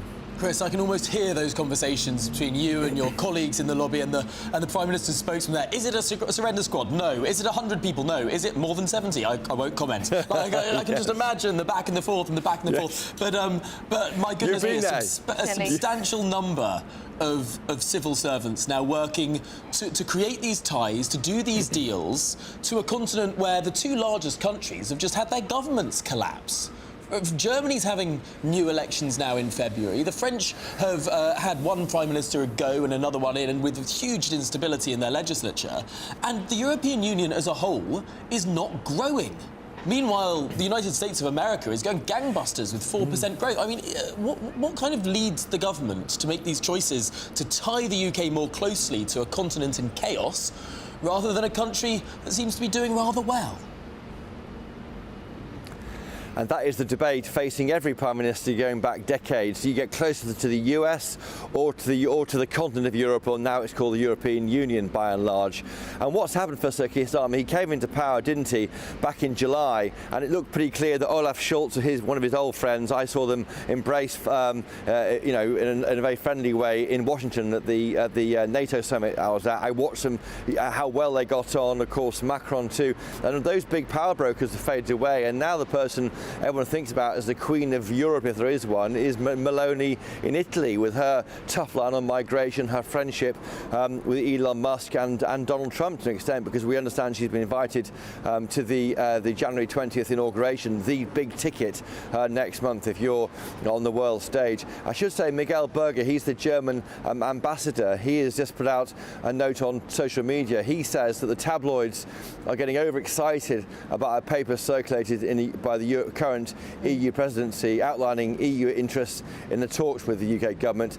It's not about reversing Brexit, the German representative here in the UK says. It's about strengthening EU-UK relations. So no need to panic yet. Well, I'm hoping we're going to be speaking to Baroness Kate Hoey, staunch Brexiteer, to see if there's anything going on the Brexit side, whether there's going to be some kind of, plan, some grand plan to try and tack this. I don't know. Christopher Hope, we'll have to leave it there. GBNews political editor there for us in Westminster. The plot is very much thickening when it comes to the European Union. But in other news now, a new report has claimed that the government's plan to improve the skill sets of British workers is unlikely to generate big cuts in net migration. Yes, who would have thought it? Training more Brits, but not doing anything with regard to border controls, turns out doesn't reduce the number of people coming into your country. No, so the Migration Advisory Committee, which advises the government, also claims that Labour's plans were subject to countless factors that leave projections unreliable at this time.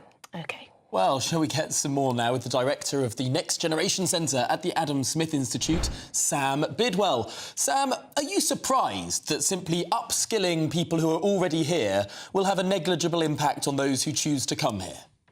Well, look, thanks for having me on, and no, I'm not surprised at all. There are a number of factors at play that are driving up migration. One of them is absolutely this question of the workforce. But what we've seen time and time again is that the work that was required to reduce sector dependence on immigration is not just about training, it's also about ensuring that businesses can invest capital, or that they're incentivized to invest capital in things like machinery. Without those incentives, what we're going to continue to see is net migration remain high. Different sectors of the economy will continue to put forward their special pleading for why they should get extra visas. We saw a report last week, or maybe the week before, from the National Federation of Builders, who were saying showing that we're going to need hundreds of thousands more people to meet Starmer's house building targets. You also see it in agriculture, in the universities. Everybody thinks they should be the special sector that gets to have immigration while nobody else does. And against that backdrop, it's going to be very difficult for the Labour Party to reduce incoming migration without cutting back on visas in the first instance. Yes, Sam, if you don't mind me asking, the Adam Smith Institute in the past has been a strong advocate of quite open borders, I would say, of a free movement of people, always been seen as a positive. What's changed? It appears that perhaps some free marketeers are noting that perhaps huge levels of immigration isn't always beneficial. Well, first and foremost, the ASI has always been empiricist. We're most interested in what works, and clearly what we've got now is not working. The effects of the immigration of the last few years are now plain to see in some of the data that's coming out. Other parts of that MEC report that you cited at the top there indicate that actually this is not a system that's working. And as we've seen over the last few years with new data from the ONS, new data from some of our own work, the current system is actually driving investment away from some of the key productivity enhancing technologies that we should be spending money on, and is keeping the UK economy less productive than it ought to be. So look, when the evidence changes, we change our minds. No, it's such an interesting point, because we do often see this issue of people coming across to the UK on what are known as skilled worker visas, and we assume that that's doctors, we assume that that's, computer scientists and highly technical people. And in some cases it is. But the vast majority of people who come over in the numbers aren't coming on these skilled worker visas. They're coming as dependents of people on those skilled worker visas. So whilst one person coming across as a doctor will be, of course, a net beneficiary to the UK economy, if they also bring 3 children, a wife and perhaps a grandmother, suddenly that becomes more of a drain on the resources of the state. That's right. So of that 2021-22 cohort, so just rolling back a couple of years, that was about 1.2 million people. Only about 5% of those who came in that wave are likely to be net contributors. Right, to give you that rough idea. So we hear about doctors, we hear about rocket scientists, and we hear about people working in the city. Actually, the vast majority, 95% of those people, are unlikely to be net fiscal contributors. Many of them are, as you say, dependents. Many of them are actually working in what are labelled as skilled professions, but which are actually not. Fortunately, we've moved away from the old shortage occupation list system, but nevertheless, there are still people coming over, thanks to special industry pleading, who are not likely to contribute in the long term. And Sam, just as a supplementary there, I wonder if that's why this narrative from the government, we just need to upskill Brits and that will stop people hiring foreign workers. Companies very often aren't hiring foreign workers because they're more skilled, they're hiring them because they're cheaper. Exactly. So again, I mentioned just before that National Federation of Builders report. The reason that the NFB wants migration is because it's cheaper in the short term to bring over a foreign builder than it is to train one of our own. Now, of course, in the long run, British builders are likely to be as productive, if not more productive, than those coming from abroad. They're also likely to stay. We've seen that actually, as Poland races ahead of the UK in economic terms, lots of those Polish builders who came in 2010s are now going back home. So if we want a long-term sustainable solution, what we want is more, it is more training of British workers. But that has to be coupled with a reduction in the number of work visas we're giving out, because otherwise industries will go, great, so now we've got more British workers and more foreign workers, right? We can keep costs low, and we can be flexible with our workforce. We've got to start thinking more about it as a holistic thing, both training and visas. Yeah, and Sam, just lastly, you've been concerned about the number of visas that have been dished out, essentially, over the past few years, and that perhaps we're giving away our citizenship far too easily. We've got a solution to that. Well, it's a big question. The first thing that I would do, and as I've written a piece, I encourage those viewing to go away and read it, on indefinite leave to remain. So after just 5 years in the UK, people become eligible to bring dependents, to remain here indefinitely, to claim benefits, to get on social housing waiting lists. That's just 5 years.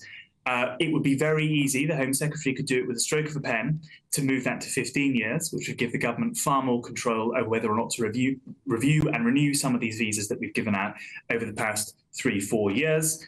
it would mean that we could potentially, in the long run, save hundreds of billions of pounds in long-term contributions going from the British taxpayer to migrants who've come in just the last few years. So, you know, it's a big question, but I'd start with that reform of indefinite leave to remain, moving us from 5-year eligibility for benefits to 15-year eligibility for benefits, and taking away some of these visas, which we simply don't need to reissue.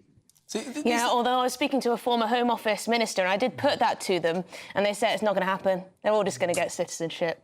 Well, you never know. But this is where I think tanks get a bad rap very often. These blue sky wonks like yourself, Sam, sitting in your ivory tower in Westminster doing all sorts of nonsense that isn't relevant to the real world. But there's a concrete policy proposal that a minister could implement that would seemingly have a beneficial outcome for the UK taxpayer. Yeah, we give away our passport too easy. Sam Bidwell, thank you very much indeed. You're from the Adam Smith Institute, the director of the Next Gen Centre. Thank you very much.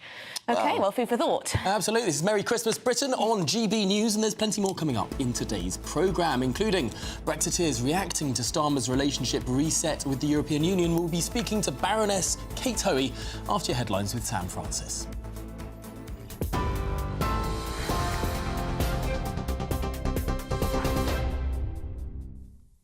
Very good afternoon to you from the newsroom, 32 minutes past 1. The top story this lunchtime. Sara Sharif's father and stepmother have been sentenced to life in prison for what the judge described as the brutal murder of their 10-year-old daughter, following years of horrific abuse. In a harrowing statement this afternoon, Justice Kavanaugh said Sara's suffering was almost impossible to contemplate, revealing that in the final weeks of her life she was tied up, hooded and had plastic bags put over her head. He also revealed that Sara was found with 71 separate and fresh injuries in the final days of her life, including fractures, burns and a serious brain injury. Well, Irfan Sharif, father of Sara, was handed a 40-year minimum sentence, while stepmother Bainash Batul received 33 years minimum. Meanwhile, her uncle, Faisal Malik, was jailed for 16 years for failing to prevent her death. In a victim impact statement, Sara's mother, Olga, said she is now an angel who looks down at us from heaven.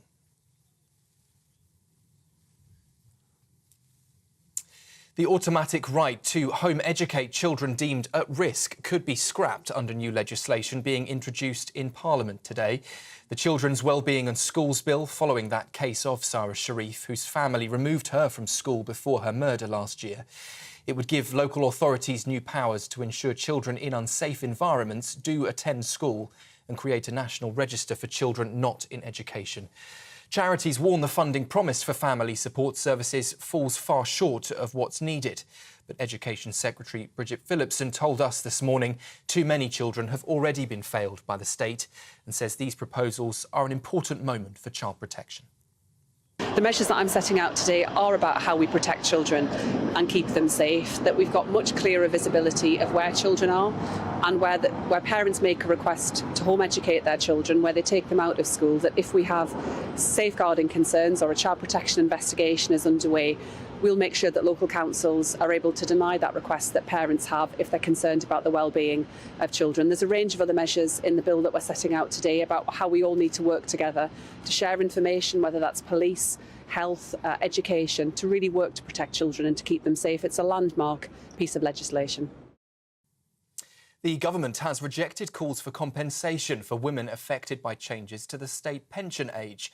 The Work and Pension Secretary says that paying a flat rate to all women born in the 1950s would cost taxpayers more than £10 billion and wouldn't be fair.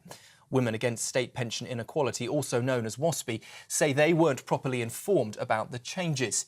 Well, while Liz Kendall admitted there was a delay in notifying women, she insists that most were aware of the pension age rise. She has now this afternoon confirmed there will be no compensation scheme, despite calls for one.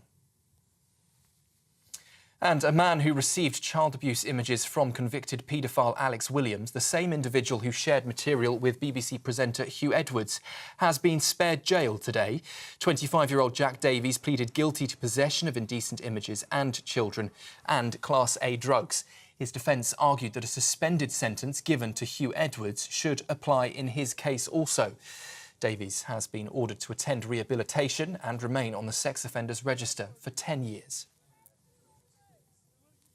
Those are the latest headlines for now. A full roundup at 2 o'clock. And Tom and Emily will be back with you very shortly after this break. For the very latest GB News direct to your smartphone, sign up to News Alerts by scanning the QR code or go to gbnews.com/alerts.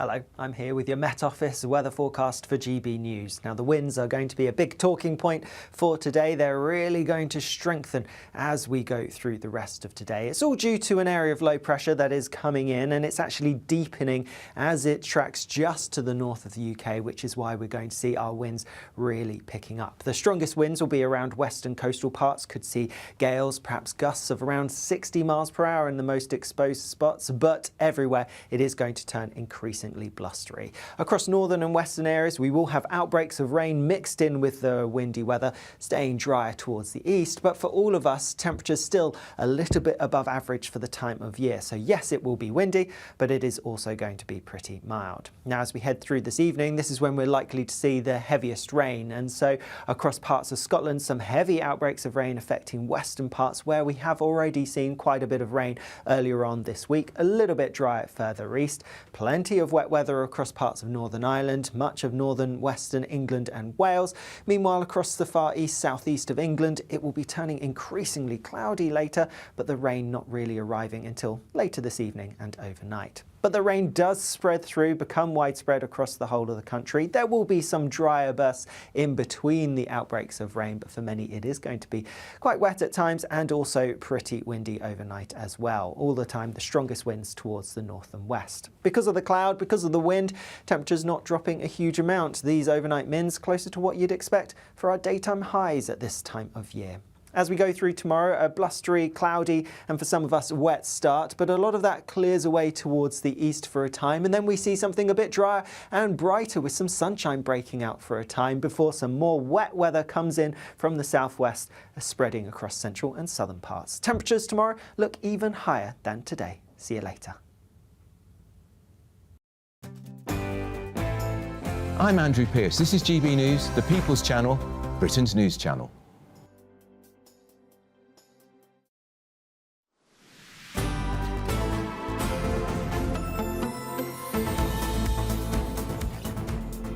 Merry Christmas, Britain. It's just coming up to 20 to 2, and in the wake of the horrific murder of Sara Sharif and today's sentencing, a sharp spotlight has been shone on homeschooling, all as a risk factor for vulnerable children. Yes, the Education Secretary, Bridget Phillipson, she's announced the Children's Wellbeing and Schools Bill, which will end the automatic right of parents to homeschool their children.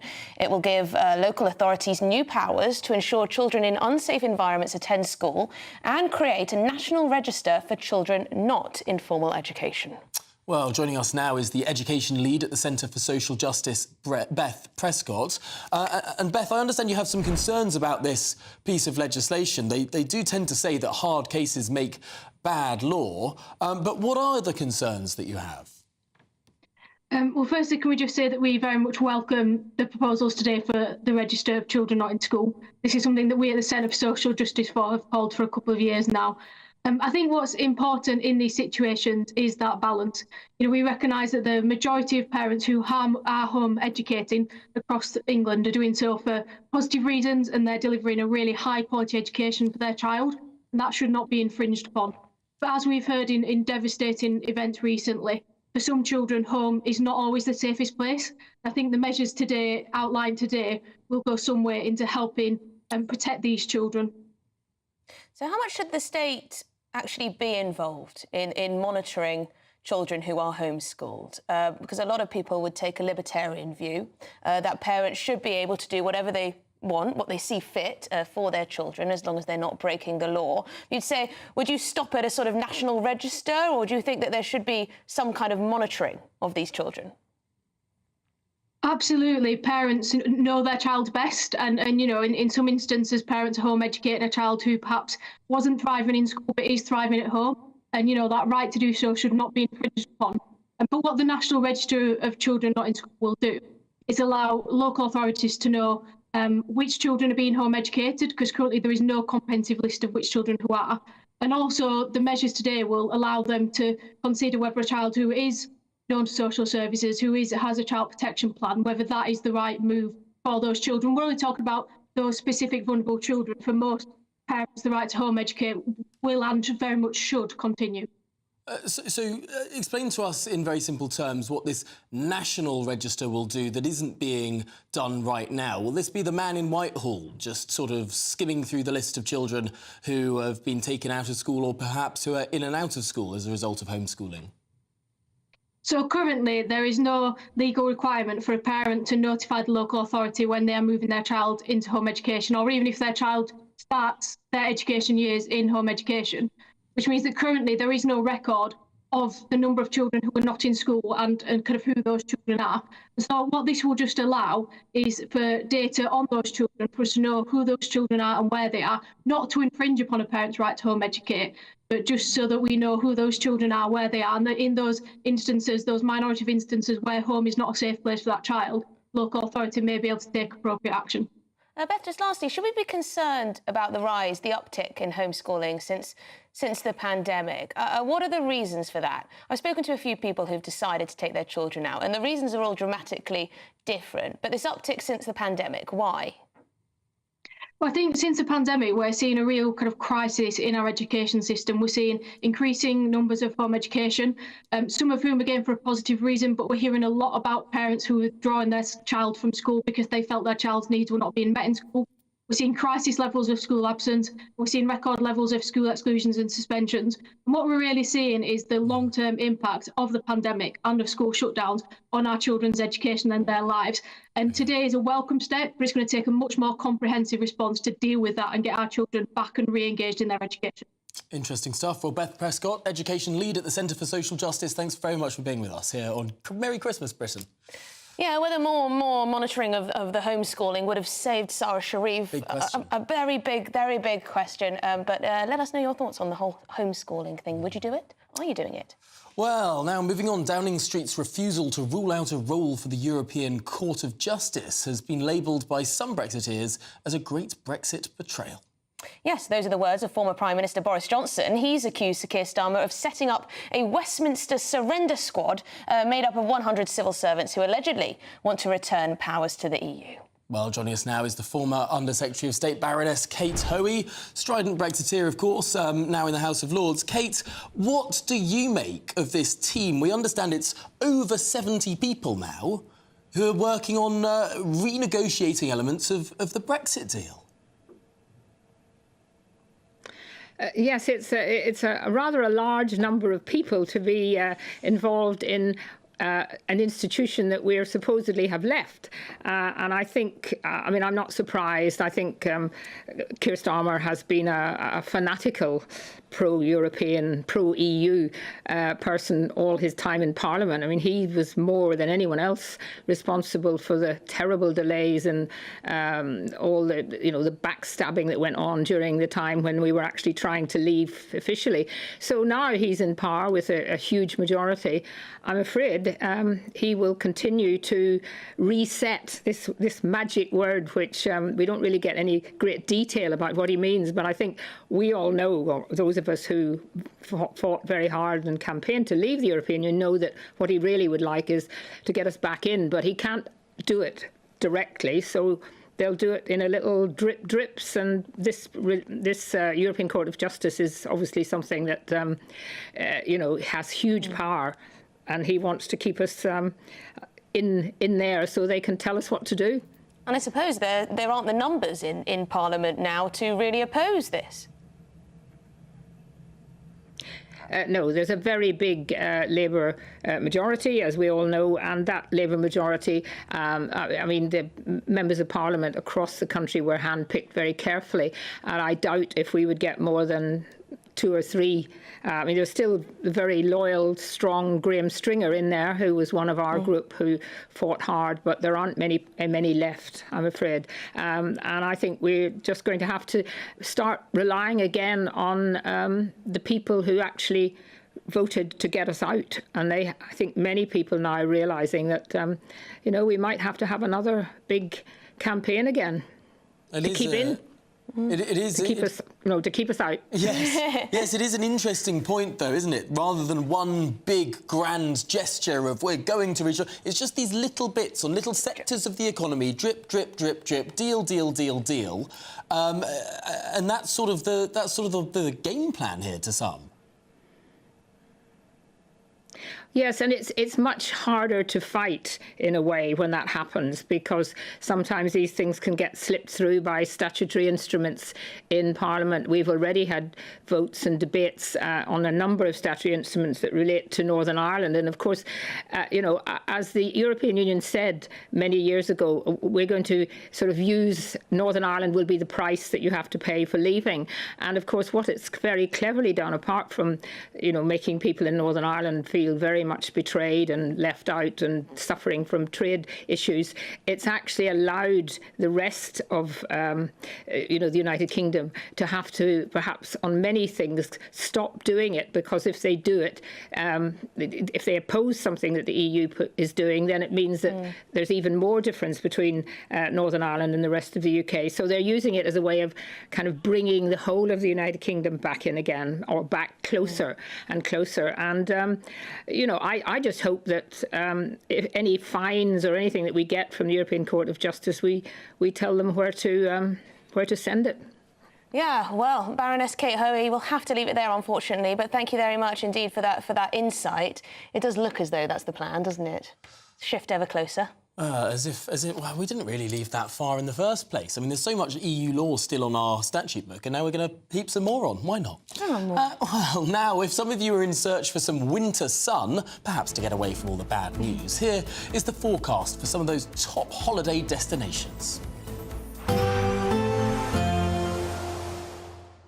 I hope we haven't forgotten anything. Travel insurance, I tick that box. Yeah, but remember what you forgot last year. All Clear Travel Insurance sponsors GB News Travel Destinations forecast. Unsettled at times across western parts of Europe with some stronger winds and perhaps some outbreaks of rain, but elsewhere it should be largely settled. Fairly breezy around Madeira, though largely dry, just a bit cloudy. Perhaps some thicker cloud moving into parts of Portugal with a risk of some rain, and also fairly breezy around coasts. But elsewhere it's going to be largely settled, lots of dry weather around, though perhaps just a few showers around northern parts of Italy. And the remaining largely settled as we head into the weekend, just a slight dip in temperatures by Saturday. All Clear Travel Insurance sponsors GB News Travel Destinations forecast. Well, there you go, some winter sun. This is Merry Christmas Britain on GB News. Coming up, Humza Yousaf, former First Minister for Scotland. Well, he's planning to leave politics, but what will his legacy be? That's next. GB News Breakfast, every day from 6 a.m. What do you think?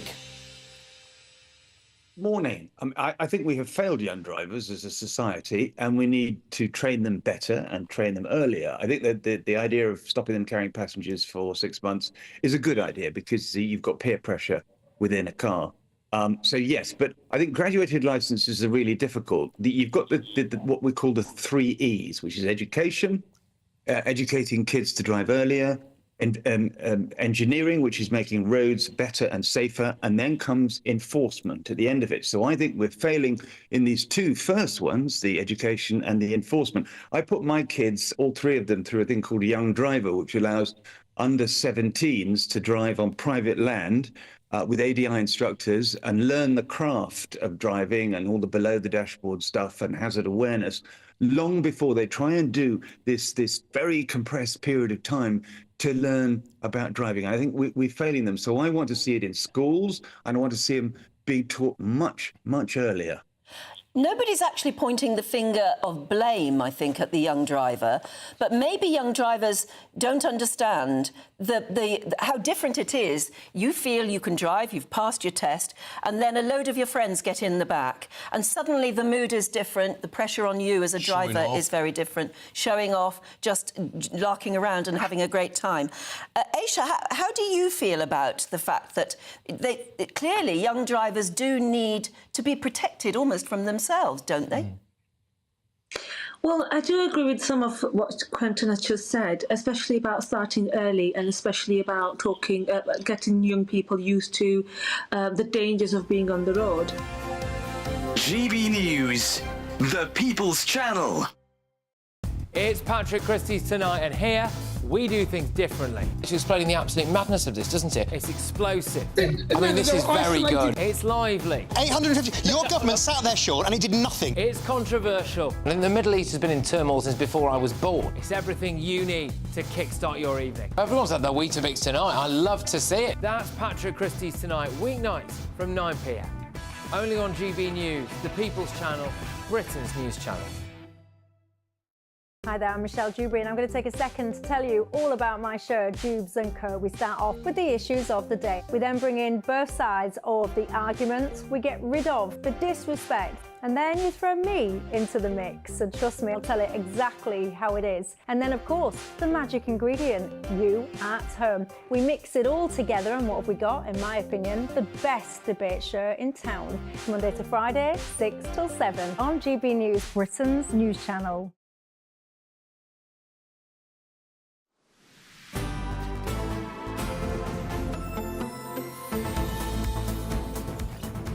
Merry Christmas, Britain. It's 8 minutes to 2 o'clock, and the former First Minister of Scotland, Humza Yousaf, is standing down from Scottish politics. He'll stepping back from the front line and indeed for Holyrood. Those elections take place next May, of course, in next year, in 2026. It's May 2026. I can always hear people weeping at home at this news. The elections for Holyrood will take place in May next year, by which time he will have served his Glasgow politics for 15 years.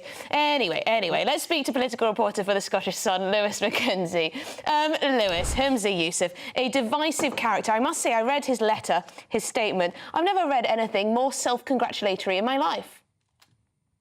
Yeah, I mean, obviously Humza Yousaf has been certainly on the political front line for quite a while. He was first elected as an MSP in 2011, and for the bulk of his time at Holyrood, he has been in government, including obviously as First Minister last year, which really ended in disaster, I think it's fair to say, earlier this year when he tore up the agreement that the SNP had with the Scottish Greens. So I don't know if he leaves a strong record of success behind him when he's been in politics, and at 39 years old, it's probably quite young to be considered an elder statesman at this point, but he's obviously made the decision to step down in 2026. Of course, he spent a lot of his time as First Minister talking about global affairs rather than Scottish affairs. It's something he touches on in his resignation statement, saying the thing he was perhaps most proud of was his advocacy on the issue of Israel and Palestine. Hang on. He said exactly, the moral question of our time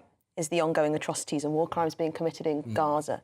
It's interesting, isn't it? It is, and I wonder, perhaps is he going to look to a more international role? Because some people might have expected the First Minister of Scotland focused more on matters pertaining to Scotland. Yeah, I think a lot of people would probably see it that way, especially considering the state of public services in Scotland. You look at the health service, which Humza Yousaf was health secretary for a time. He was justice secretary, and we're in a position now where prisons in Scotland are overcrowded. He was transport secretary, and we've had numerous strikes involving the trains and poor sort of reduced service here. So yeah, I think a lot of people would be keen for government ministers to focus on affairs here rather than overseas. But as you say, he has obviously spoken a lot about the situation in Gaza. He had family over there, and that took up a lot of his time, obviously, dealing with that issue last year. So yeah, I wouldn't be surprised if he looks to sort of speak more about that as he leaves Scottish politics. Yeah, Lewis Mackenzie, we'll have to leave it there. You're a reporter for the Scottish Sun. Thank you very much indeed. I mean, I always remember that speech about how everyone's white in politics or in positions of power. Yeah. And also his interesting attitude towards free speech and with his various hate speech bills and legislation. Wasn't there talk of decriminalising what you say at your own dinner table? But, I mean, thank goodness that law wasn't in place when he made that speech about all of the people in various positions who had this distasteful skin colour. I mean, in a country that, what is, like 95% white? I mean, Scotland's one of the whitest parts of the UK. Perhaps it's not that surprising that most of the people in the senior jobs are white. Although they did have, of course, a non-white First Minister. So there you go. I mean pretty representative. I mean, if you have a chance to read his letter, it's worth it. It's self-congratulatory is one word for it. Well, no doubt there's a job at the UN for him. This is Merry Christmas Britain on GB News. Now, in just a few moments, we're going to begin our special hospice coverage, finding out how centres are struggling over the festive period and indeed how we can all lend a helping hand. That's coming next. It's the biggest, greatest Great British giveaway so far, with your chance to win a spectacular £50,000 in tax-free cash. 2025 could be amazing, with plenty of treats, holidays and fun on the horizon. How would you enjoy that cash? £50,000 will make someone our biggest ever winner. For another chance to win, text cash to 63232. One entry costs £2 plus one standard network rate message, or text bonus to 63232. 5 entries cost £5 plus one standard network rate message. Go to gbnews.com/win. Entries start from just £2. You can call 0903 681 3232. Calls cost £2 plus your network access charge. Or post your name and number to GB10 PO Box 8690 Derby DE1 9TT. UK only. Entrance must be 18 or over. Lines close at 6 p.m. on the 31st of January. Please check the closing time if listening or watching on demand. Good luck. Dubes & Co. Weekdays from 6 p.m. This is a topic very close to my heart. I have become fully convinced that social media, smartphones are one of the primary causes of mental health problems in children and many other serious problems beside. Lots of governments are starting to talk about this, but the Australians are well ahead in their use of legislation. What do you think about this issue? Well, I think you're right. I mean, I've got 3 young children and I'm really concerned about... I mean, they're too young to be on social media, but I'm really concerned about what lies ahead for them. I'm not sure I support what Australia's doing, not because I don't think it's a good idea to ensure that age verification is right. I'm just not sure that the age 16 is appropriate. But that's progress. If we effectively, as I do, accept the point that we need some sort of control, then we can move to a proper debate about whether that's 16, 14, 13, whatever it may be. And, of course, there are age restrictions on things like Facebook. I think, from memory, it is 13. Yeah, but it's a tick box. But it's a tick box, so all you can do is you can just knock. If you're 11 years old, you can just predate your date of birth by 2 years, and you can get on. I think what Australia is proposing is interesting because it will stop young people, maybe without their parents' knowledge, short-circuiting the system because they're going to be asking for proper age verification and ID. That's definitely something we should do in the UK because it's enforced in the existing law. Query, is 16 the right age, Miriam? I completely agree with it. It's something I actually said should have been done before. And I think what is good about it is that for a long time, a lot of governments have been saying that the actual social media companies should take more responsibility, but they're not going to because it hurts their bottom line. The most voracious users are younger users. So they will pledge that, oh, I'll put the tick box in, but the kid is the one who's going to actually tick the box. So doing something like this is saying that, OK, we will put in legislation that damages your bottom line. And I think it will force the hand because they've said it's only 12 months and they will reevaluate it. GB News, the People's Channel.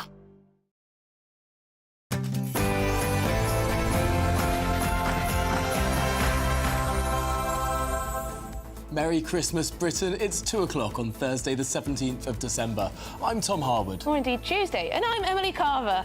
What did I say? You've got some jet lag. You said Thursday. I said Thursday. Oh, the words look similar. Well, goodness me, Sara Sharif's father and stepmother have been sentenced to life in prison for her murder. We'll have the very latest on this news in just a few moments' time. We will indeed. And it's Brussels versus Britain. While the EU sues the UK over its implementation of the Brexit deal, the government has hired up to 100 civil servants to renegotiate the whole thing. So, on the table, EU rules on agriculture, our fish, aspects of freedom of movement. Whatever next.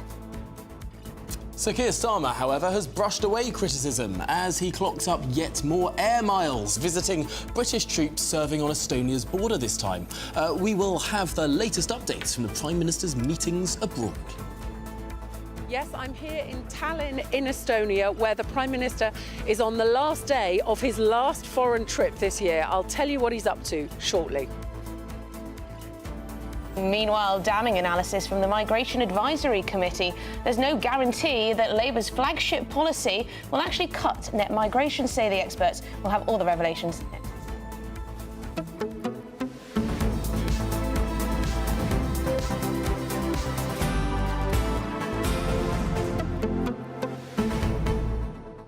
This issue of air miles is an interesting one. Keir Starmer has clocked up quite a few.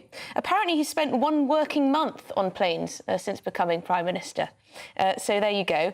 159 hours and 46 minutes in the air. The Guido Fawkes political gossip site has done the maths for us here. It's quite extraordinary, the amount of trips. What do you make of it? I think that when Boris Johnson was Prime Minister, yeah, and he was ever in a bit of political difficulty at home, this was the criticism from some of his critics. Yeah. That he was much more popular on the streets of Kharkiv than he was on the streets of Kensington. And so that he much more enjoyed being out there on the world stage, being, you know, Prime Minister of a G7 country, strutting his stuff, whereas at home, being shouted at in the street, probably not ideal. And I think Keir Starmer has gone from a man who leads a party 20 points ahead in the polls to a man that's now sometimes, in some reputable polls, in third place, behind both the Tories and Reform UK. Perhaps he just prefers being away from this country by this point. Yeah, I mean, there's a little clip I wanted to show because this conversation reminds me of it, when Keir Starmer was asked whether he prefers Davos to Westminster. Let's have a look. Let us just ask you quickly, you have to choose now between Davos or Westminster? Davos. Why? Because Westminster is too constrained. He's just too constrained in Westminster, which is why he had to go to Washington, Berlin, Paris, Belfast, Paris, Dublin, USA, Rome, NYC, Berlin, Brussels, Samoa, Budapest, Paris, Rio de Janeiro, Gulf, Norway and Estonia. Well, I mean, I understand the importance of a Prime Minister who travels. Yeah. I understand the importance of, you know, representing your country on the world stage, winning things for your country. But if you're the kind of guy who's criticised Rishi Sunak for flying about all over the place... Yeah, what about the climate, Tom? And then you do that even more, and you say that you prefer rubbing shoulders with you know, the Davos elite, rather than doing your job in Westminster, I mean, that becomes a problem, doesn't it? It almost seems like he doesn't rather like the United Kingdom. I wonder... Or is he just aware that there's a lot of people who don't like him? Well, I wonder if this is the same mindset that leads him to be so keen to give away the Chagos Islands. Maybe. If you're talking in international forums all the time, don't you want to be that guy that sort of is seen to be so progressive and a global citizen, rather than looking out for the interests of Britain specifically? Oh, I definitely think he sees himself as a global citizen. But anyway, a question to you. Is it never hear Keir, or is he doing the right thing? You know, representing our interests on the international stage. Let us know, gbnews.com/USA. But it is the headlines with Sam.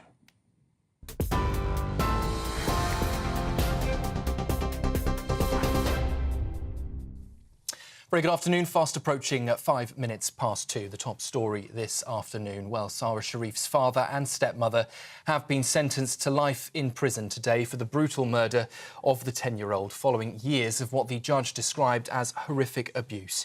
Irfan Sharif was handed a minimum of 40 years in prison, while Bainash Batul received 33 years. Her uncle, Faisal Malik, was jailed for 16 years for failing to prevent Sara's death. In a harrowing statement, Justice Kavanagh said Sara's suffering was almost impossible to contemplate, revealing that in the final weeks of her life, she was tied up, hooded and had plastic bags put over her head. He also revealed that Sara was found with 71 separate fresh injuries in her final days, including fractures and burns. This poor child was battered with great force again and again. Some of the injuries require special mention because they demonstrate the almost unbelievable torture to which Sara was subjected in the last weeks of her life.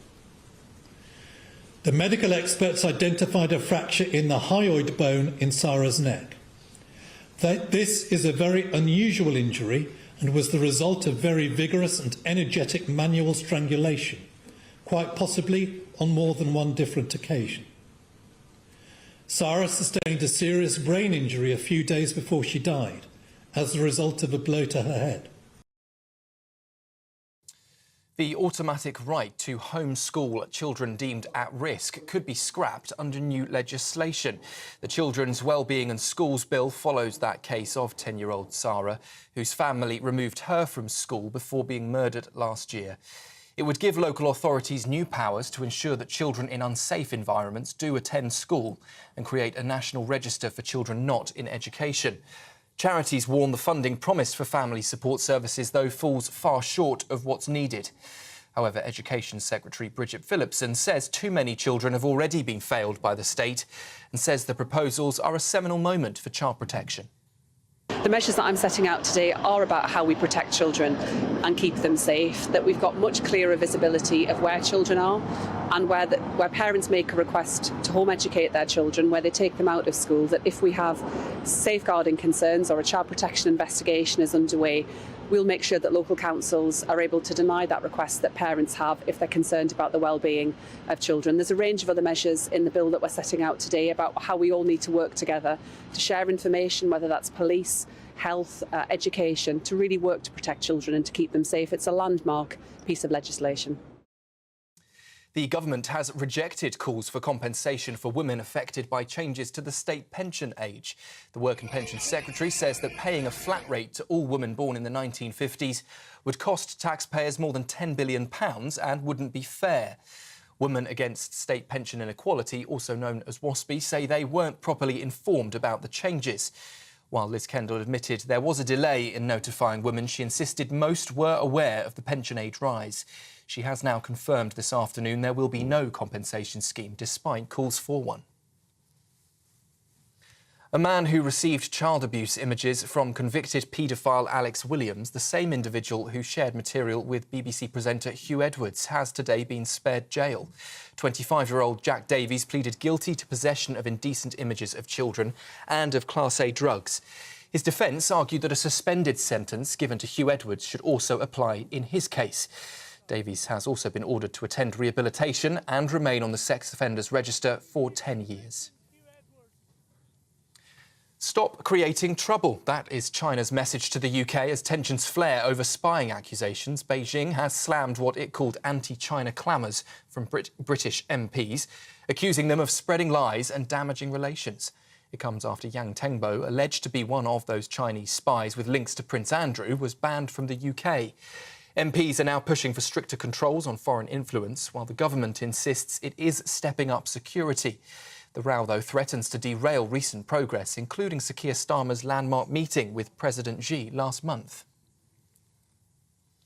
And a top Russian general has been killed in a bomb blast in Moscow just a day after Ukraine accused him of war crimes.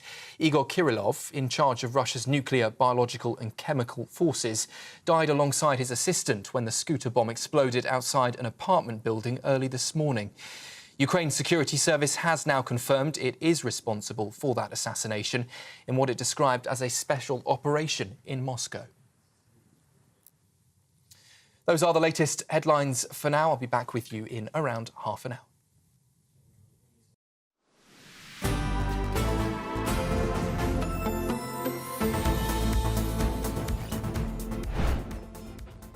Good afternoon, Britain. It's 9 minutes past 2, and we're going to take you to a reminder of that breaking news from the last hour. The father and stepmother of murdered child Sara Sharif have been sentenced to life in prison. Yes, and Sara's uncle, Faisal Malik, was cleared of murder but found guilty of causing or allowing Sara's death, and he will serve a minimum of 16 years in prison. Well, our reporter Charlie Peters is outside the Old Bailey for us now. He was there in the courtroom for the sentencing. What can you tell us, Charlie? Well, Tom and Emily, Sara's campaign of abuse started when she was just 6 or 7, and the torture was so extensive that by the time she was 10 years old, she was suffering enormously. At her time of death last August, she had endured a constellation of injuries with over 100, both internal and external. We still don't know which of those injuries was the fatal blow that led to her finally succumbing to those appalling injuries. But right after she was killed, murdered in the family home in Woking in August last year, the defendants fled. They fled to Pakistan. Another move in a long line of cover-ups and avoidance of justice that continued in the trial at the Old Bailey behind me. An 8-week trial in which Baynash Batul, her stepmother, did not give evidence, and Irfan Sharif, her father, continued to lie and manipulate and avoid telling the truth. He finally did admit killing her, and that is what led to the guilty verdicts that we saw last week. Well, today, Mr. Justice Kavanagh KC passed it down the sentences on all 3 defendants. Irfan Sharif, life with a minimum term of 40 years. Baynash Batul, life with a minimum term of 33 years. And Faisal Malik, who was convicted of causing or allowing the death of a child, has been sentenced to 16 years imprisonment. The judge's remarks took well over an hour because he wanted to go into great detail on that harrowing campaign of abuse that Sara endured. He did so in order to capture what she suffered, but also to pay tribute to Sara, her bravery, and the fact that she continued smiling right up until the appalling day of her death, where she was abandoned as her family fled to Pakistan. As those sentences were handed down, all 3 defendants standing in the dock, but they continued as they had all morning, their heads bowed, staring at the blue carpet in Court 6 of the Old Bailey. 3 jurors had attended, jurors who did not need to be there. They'd been discharged after those guilty verdicts, but they returned to see justice being handed down. They were visibly emotional as the trial that they endured and took part in was recounted by the prosecution, Mr. Emlyn Jones, but also by the judge. But they smiled as those defendants left, and as those sentences were handed down, particularly the 40-year minimum term for Irfan Sharif, there were also cheers in the public gallery. Olga, who is the mother of Sara Sharif, Olga Demin, who's in Poland, where Sara's remains are buried, she attended by remote video link. And she had a victim impact statement delivered where she said, read out by the prosecution, that her little girl could no longer experience violence. She was now an angel looking down on us from heaven. Really harrowing stuff. Well, Charlie, thanks so much for being there for us, for bringing us that detail. Really appreciate it. OK, well, in other news, several hospices have issued urgent funding appeals after warning about the impact that Rachel Reeves's national insurance hike might bring. Well, care provided by hospices is, of course, free to use, but unlike the NHS, they only receive a third of their funding from the government. They rely on charitable contributions for the rest. OK, well, for more on this, GB News presenter Ellie Costello is at Noah's Ark Children's Hospice in North London. Ellie, thank you very much for being there. What are people telling you? Oh, good afternoon to you, Tom and Emily, to a really special afternoon here at Noah's Ark Children's Hospital in Barnet. So special, in fact, that even Father Christmas has come along for the afternoon. Hello, Father Christmas. Hello there. Oh, what a wonderful day. 8 sleeps to go. Just 8 sleeps to go. In fact, and how excited are you to be with the children this afternoon, such deserving children? Oh, these are the most deserving children.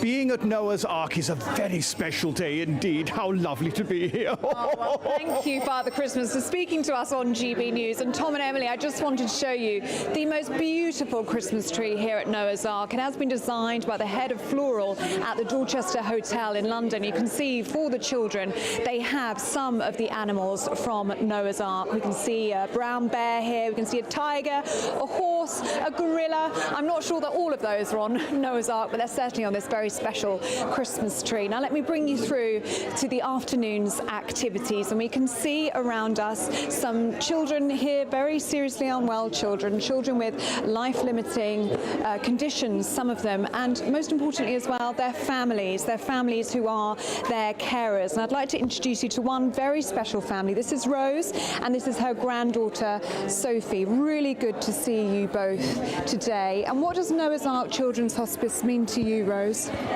Well, Noah's Ark, the hospice has supported our family since 2008, I think, so, you know, a long time. I don't know what we'd do without them, really. They're supported in all sorts of ways, like, you know, practically, medically, socially, emotionally. They're always planning lovely, fun things to do. And it's just great to have an environment that's, you know, clean and well equipped, and in facilities and everything that Sophie. It means it's the only place apart from home that she can comfortably be out of her chair in order to access all the other wonderful things that Noah's Ark offer us. And what facilities have you enjoyed the most as a family? Because I know that you have enjoyed so many different experiences here. So many experiences. I mean, as a family, we've been away on holiday into the lodge that they've got, which was good fun. But for Sophie specifically, she accesses the therapies and they make such a difference to her life, really. It means that she can have positive life experience in an environment that's safe for her. Yeah, amazing therapies. Yeah. And Sophie had an older brother, didn't she? And that is why this care and Noah's Ark Children's Hospice means so very much to you, doesn't it? It does. Sophie had a brother, Ben, who we lost sadly in 2014.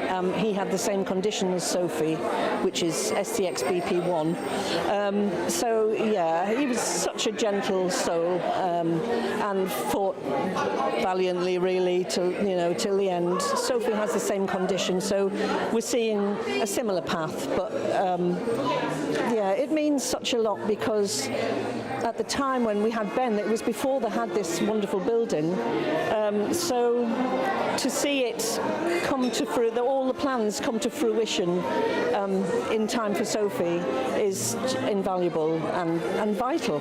You know. Absolutely vital work that they do here at Noah's Ark Children's Hospice. So lovely to meet you, Rose. So lovely to meet you, Sophie, and I really hope you enjoy your afternoon tea. I will get out the way before this afternoon tea is served, but Tom and Emily, you can see that afternoon tea is about to be served here at Noah's Ark Children's Hospice. Hello. So we will bring that to you in the next hour. It looks like the most fantastic menu. We'll be talking to the chefs about all of that, but I just wanted to show this to you. This is the mission of Noah's Ark Children's Hospice. Making the most of every day is what they want to do. They don't know how many Christmases, the families behind us don't know how many Christmases they have left together.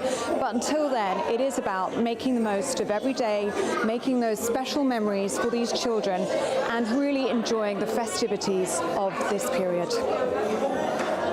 Ellie, thank you so much for that beautiful report. Such important work done there and across hospices across the country. Absolutely, and there's a serious message too about how the budget may impact hospices. Lots of campaigners calling for the national insurance hike not to be for them, not to be for hospices, when children and adults alike need them so much.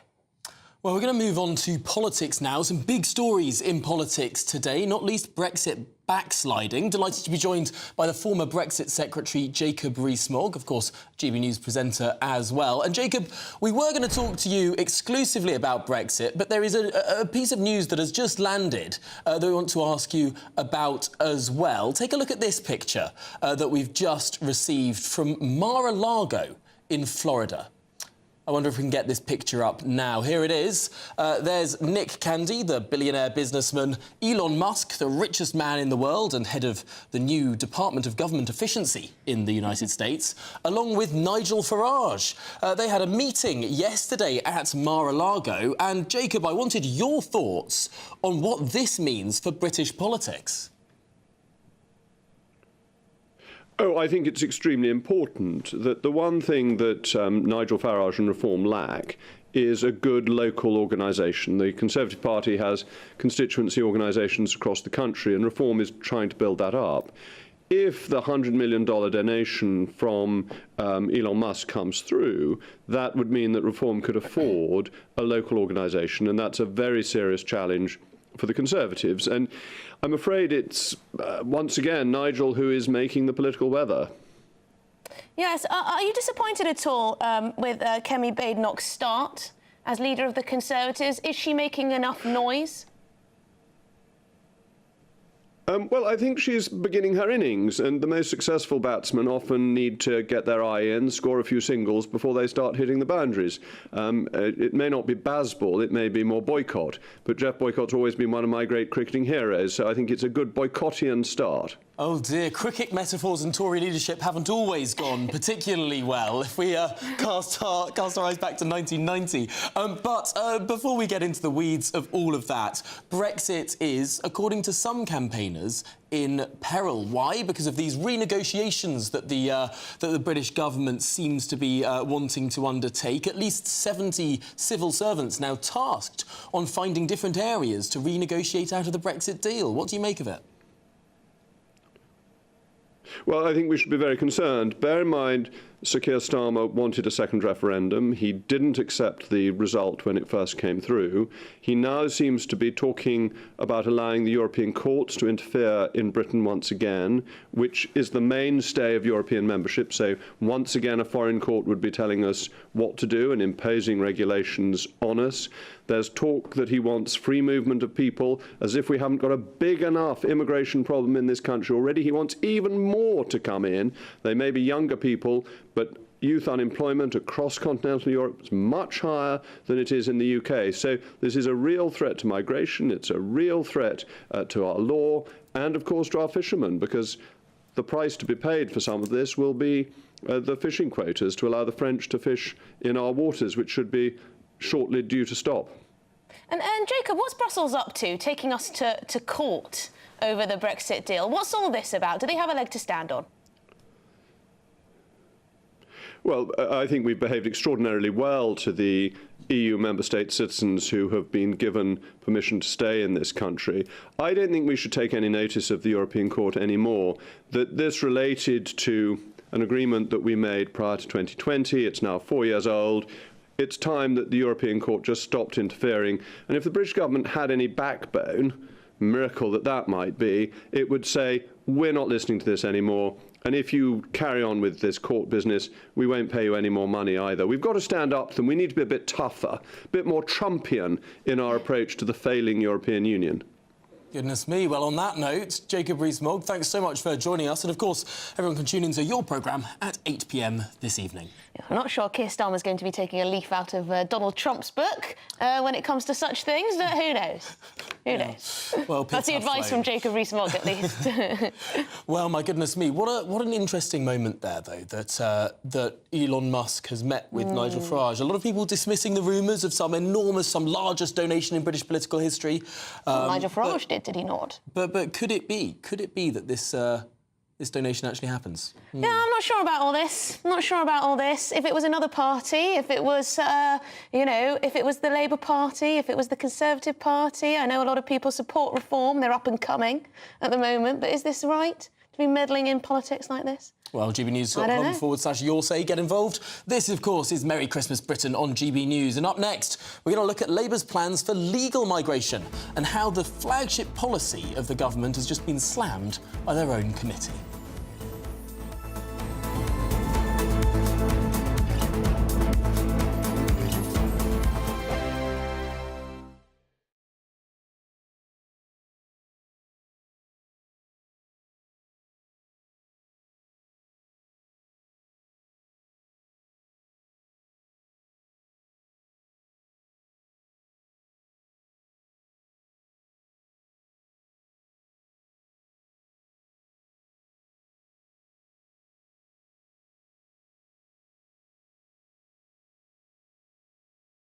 Sunday with Michael Portillo from 11, only on GB News.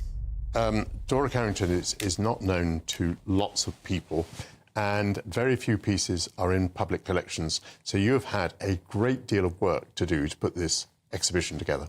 Absolutely. It's been, next year, it will be 30 years since the last major exhibition of Carrington's work, which happened in 1995 at the Barbican Gallery.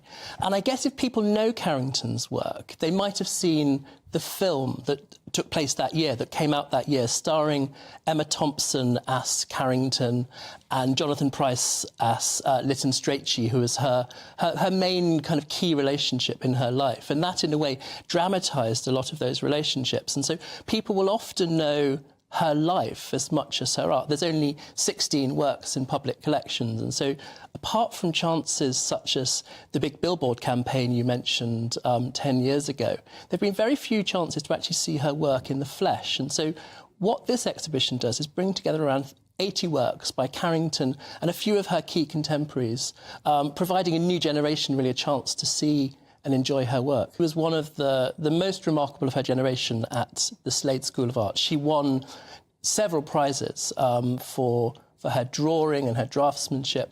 And in the first room of the exhibition, we have some of the work, for example, a couple of female nudes that she painted when she was at the Slade, and they really are kind of quite outstanding. One of the things that's been said is that in her landscapes, she's sometimes painting the human body as well as the landscape. Is that something that occurred to you? Can you stand up that? Yes, I mean, one of her most famous paintings we have of Spain has. It's very much like you could liken it to the female form. You know, the kind of the delicately put. Yes. GB News, the People's Channel.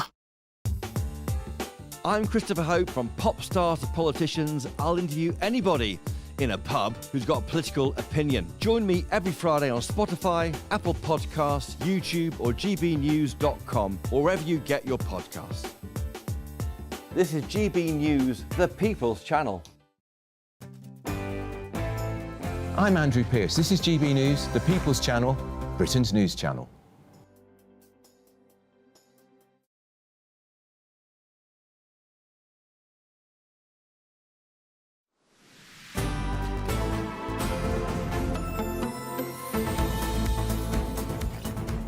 Merry Christmas, Britain. It's 26 minutes past 2. Now, a new report today has claimed that the government's plan to improve the skill sets of British workers is unlikely to generate big cuts in net migration. Quelle surprise. Well, the Migration Advisory Committee also claimed that the government's plans were subject to countless factors that leave projections unreliable at this time.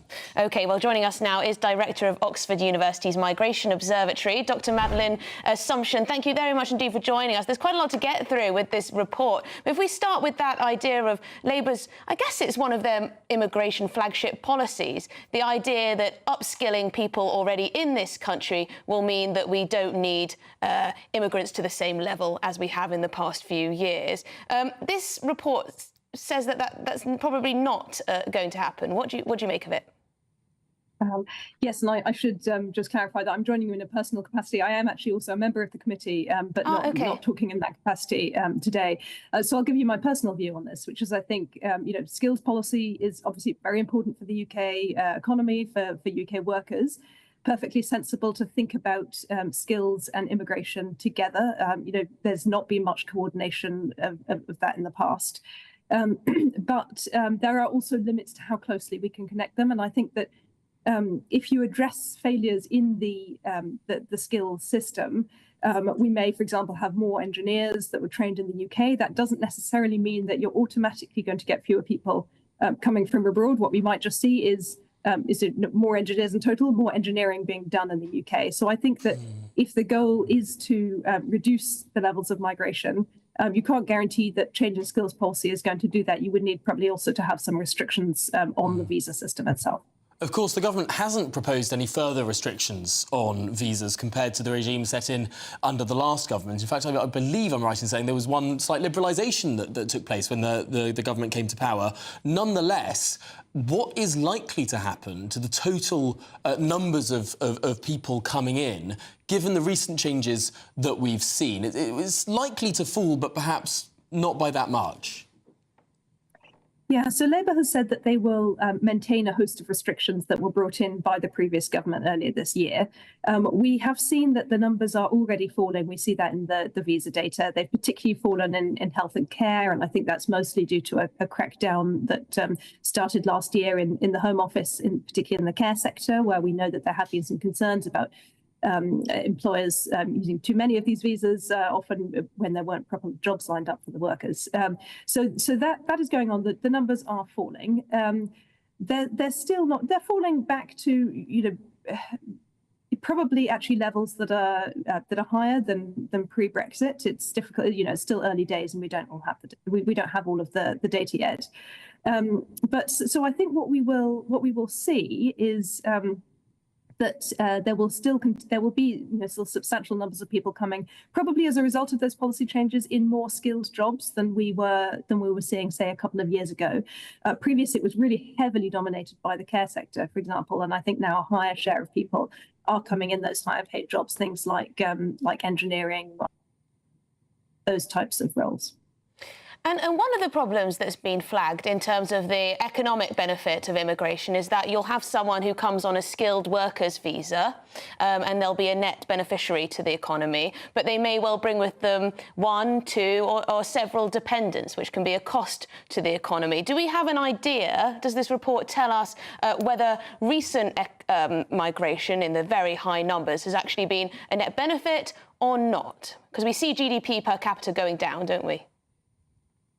Yes, so in general, when you look at skilled workers, as you say, that we're expecting a net fiscal impact from those. So people are paying more in tax effectively than it costs to provide them with public services. That's for the main worker. Now, family members who come with them, the children, at least in the short run, are going to be a net cost. They go to school, they may receive healthcare. Obviously, they're not working, they're not paying any tax. Partners may or may not, the jury is out, and then it depends actually how many of them work and what kind of money they earn. But overall, the skilled worker program is thought, even when you include the impacts of the dependents, the skilled worker program is thought to bring a sort of positive impact in the economy and for productivity. We see a lot of variation, and there are other areas of migration where you don't see those kinds of impacts. If you're looking, for example, at refugees, they're obviously the reason for those programs is not economic. But we expect to see a more negative impact on public finances, for example, because people come here, they often need a lot of support. So I think one of the key things, it's super complicated. There are all of these different categories. They have quite different impacts. And we're really actually just only starting to build up the evidence base, I think, that will enable policymakers to make better decisions about how to respond to those impacts. Yes, of course, no immigrant is the same. No one arriving here is exactly the same in what their output will be, how many dependents, etc., etc. Dr. Madeleine Assumption, thank you very much indeed for talking us through some of the complexities of that report, in a personal capacity, of course. You're welcome. Very interesting. Very interesting. Absolutely. And it does seem to be that the government will politically gain some of the benefits of the generic reforms that happened, goodness me, like less than a year ago. Next year's net migration figures will be substantially lower than this year's net migration figures because of the changes brought in by the previous government.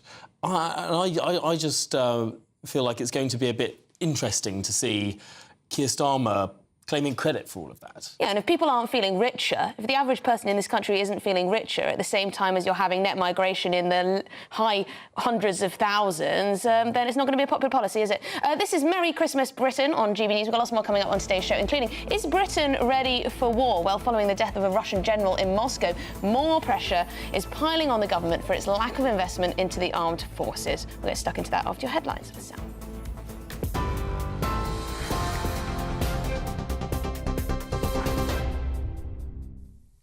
Very good afternoon. It is 33 minutes past 2. Sara Sharif's father and stepmother have today been sentenced to life in prison for the brutal murder of the 10-year-old, following what the judge described as years of horrific abuse.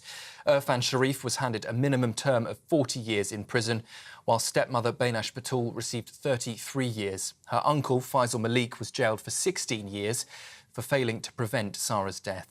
In a harrowing statement, Justice Kavanaugh said that Sara's suffering was almost impossible to contemplate, revealing that in the final weeks of her life, she was tied up, hooded and had plastic bags put over her head. He also revealed that Sara was found with 71 separate, fresh injuries, including fractures and burns. This poor child was battered with great force again and again. Some of the injuries require special mention because they demonstrate the almost unbelievable torture to which Sara was subjected in the last weeks of her life. The medical experts identified a fracture in the hyoid bone in Sara's neck. This is a very unusual injury and was the result of very vigorous and energetic manual strangulation, quite possibly on more than one different occasion. Sara sustained a serious brain injury a few days before she died as a result of a blow to her head.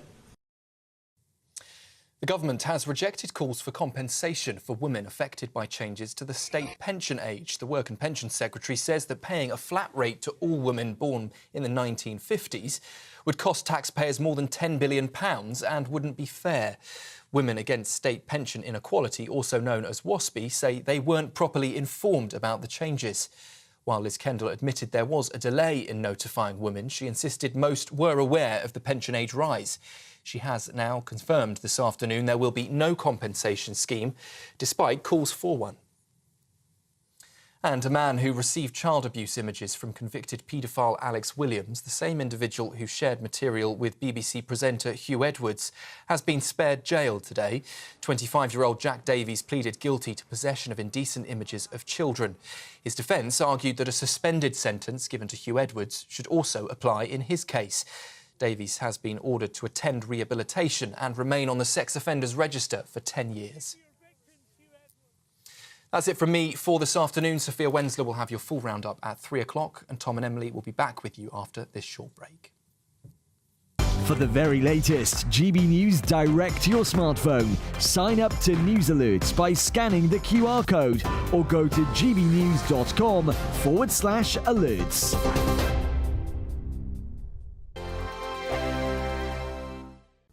Hello, I'm here with your Met Office weather forecast for GB News. Now, the winds are going to be a big talking point for today. They're really going to strengthen as we go through the rest of today. It's all due to an area of low pressure that is coming in, and it's actually deepening as it tracks just to the north of the UK, which is why we're going to see our winds really picking up. The strongest winds will be around western coastal parts. Could see gales, perhaps gusts of around 60 miles per hour in the most exposed spots, but everywhere it is going to turn increasingly blustery. Across northern and western areas, we will have outbreaks of rain mixed in with the windy weather, staying drier towards the east. But for all of us, temperatures still a little bit above average for the time of year. So yes, it will be windy, but it is also going to be pretty mild. Now, as we head through this evening, this is when we're likely to see the heaviest rain. And so across parts of Scotland, some heavy outbreaks of rain affecting western parts where we have already seen quite a bit of rain earlier on this week. A little bit drier further east.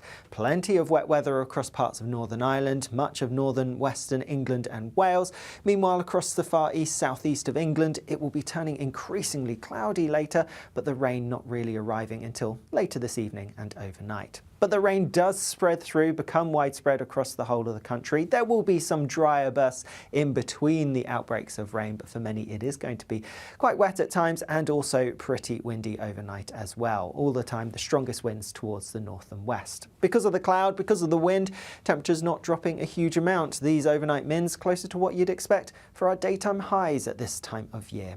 As we go through tomorrow, a blustery, cloudy, and for some of us, wet start, but a lot of that clears away towards the east for a time, and then we see something a bit drier and brighter with some sunshine breaking out for a time before some more wet weather comes in from the southwest, spreading across central and southern parts. Temperatures tomorrow look even higher than today. See you later. The latest GB News travel. Good afternoon. Hello, I'm Jules Buckley to Mintlaw in Aberdeenshire, and the A952 is currently closed by the Longside turn-off. There's a car fire there, and it's still causing delays at this lunchtime.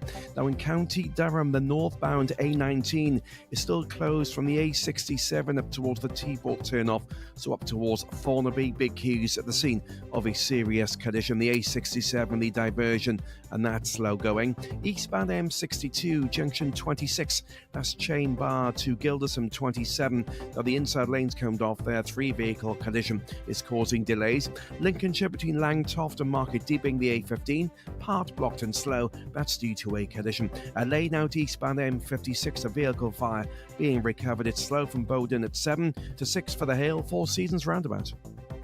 You can stay up to date throughout the day by visiting our website, gbnews.com.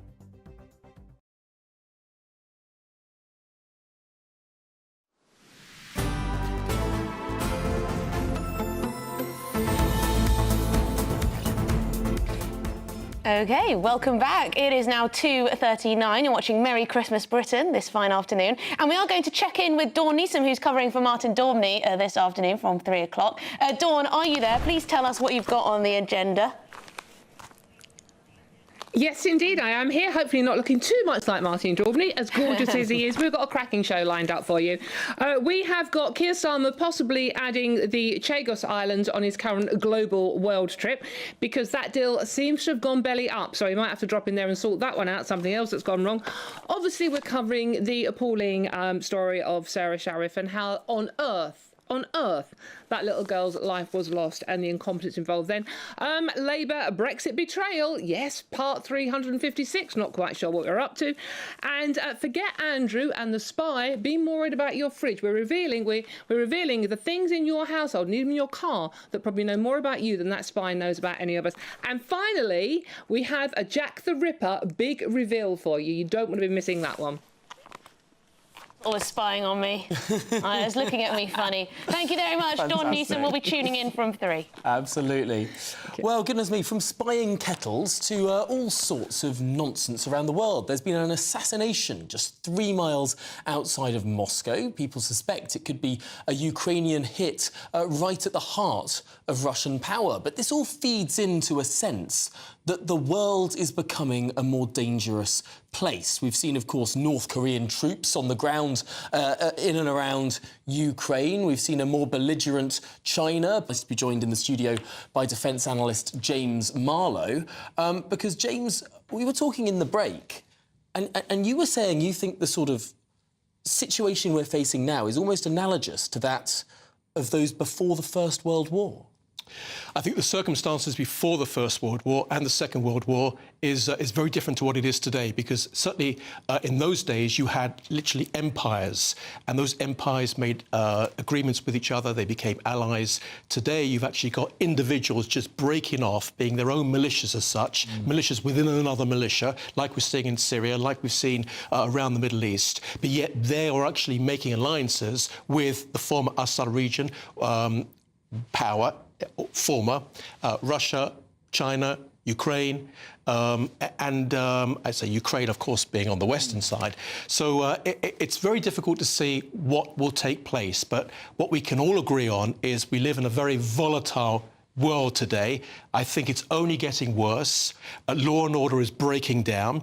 United Nations have absolutely no power whatsoever. They talk a lot, and they've pretty much done absolutely nothing since 1953. Perhaps they were involved in stopping the Korean War at that time, but they've been involved in nothing else. All they do is pass resolutions. They talk. They're on huge salaries, even better pensions as well. And I think that they should be exposed for the sham that they really are. Now, the Prime Minister, he's been in Estonia today.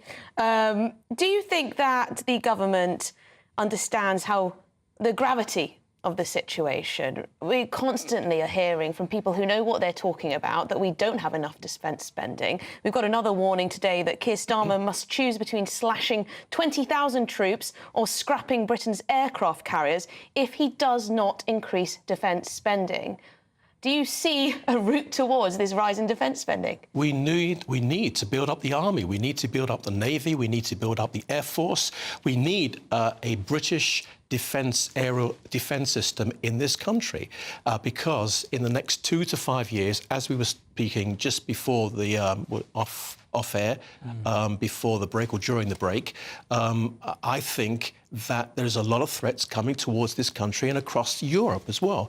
I think it's a good thing that Donald Trump is taking power on January the 20th, because he is somebody who actually looks like a real tough guy. Yesterday, he was answering questions and he was being asked by journalists. And this is the difference between Trump and European leaders, including the British leader and previous British leaders.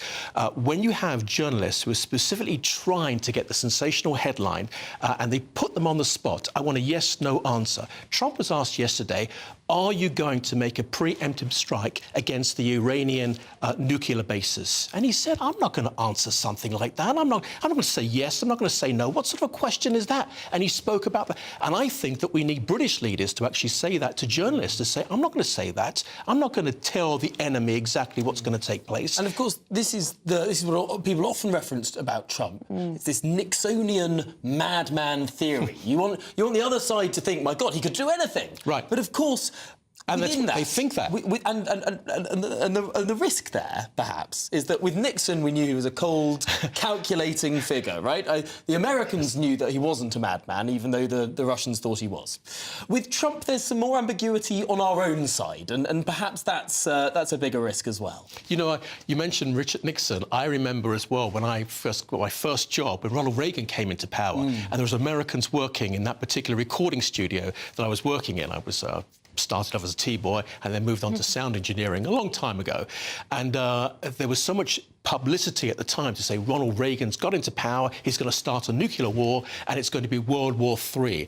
And I, being a very young man at the time, I think 16 years old, asked one of the Americans, what's going to happen? He said, no, it's not going to be anything like that. And he turned out to be one of the greatest presidents because he was just loud, he was strong, he built a strong defence system and a strong team around him. That's exactly what Trump is going to do. And we don't have that in European leaders anymore, and I think that's disappointing. Britain has to prepare for something which is coming. You need to invest in the air defence systems. There could be, I don't want to be an alarmist over here, but I like to be an optimist, but I'm also a realist.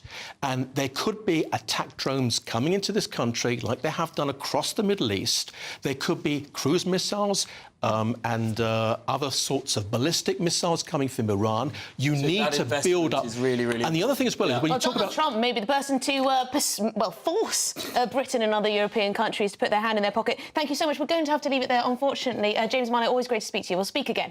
Defence analyst, of course. Now, of course, if you're in search of some winter sun just to escape all of the sort of World War III chats, then maybe here are some top holiday destinations for you to look at. Ready to soak up that holiday sunshine? Won't we need some cover? No worries. All sorted. All Clear Travel Insurance sponsors GB News Travel Destinations Forecast. Unsettled at times across western parts of Europe with some stronger winds and perhaps some outbreaks of rain, but elsewhere it should be largely settled. Fairly breezy around Madeira, though largely dry, just a bit cloudy. Perhaps some thicker cloud moving into parts of Portugal with a risk of some rain, and also fairly breezy around coasts. But elsewhere it's going to be largely settled, lots of dry weather around, though perhaps just a few showers around northern parts of Italy. And the remaining largely settled as we head into the weekend, just a slight dip in temperatures by Saturday. All Clear Travel Insurance sponsors GB News Travel Destinations Forecast. Well, this is Merry Christmas Britain on GB News, and in just a few minutes we're going to look at the Scottish Christmas pudding scandal. Yes, could you be one of the people at risk of missing out? That after this. Martin Daubney, weekdays from 3 p.m. Locals in Abingdon in Oxfordshire have signed a petition to keep the name of their local pub, and it's called The Midget. Now, this comes after a university lecturer led an 11-month campaign to change the name of the pub, and the owners, Green King, have caved in. But locals are fighting back, and GB News spoke to one resident, Leanne Thompson, for her thoughts earlier today. I'm not feeling great about it, to be honest. You know, it's a pub that's been here for a very long time. It's called The Midget after a MG car, and they're changing it to the Roaring Raindrop, which a lot of people are not happy about. We know why they're changing it, but a lady apparently came in who was very upset at the offensive term for the name midget. But nobody here sees it as an offensive term. You don't see the midget and feel any kind of offence towards that. It's named after a car.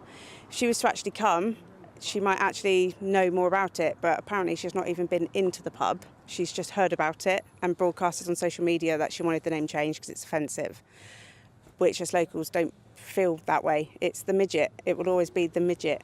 And if you look, it's even still on Midget Close.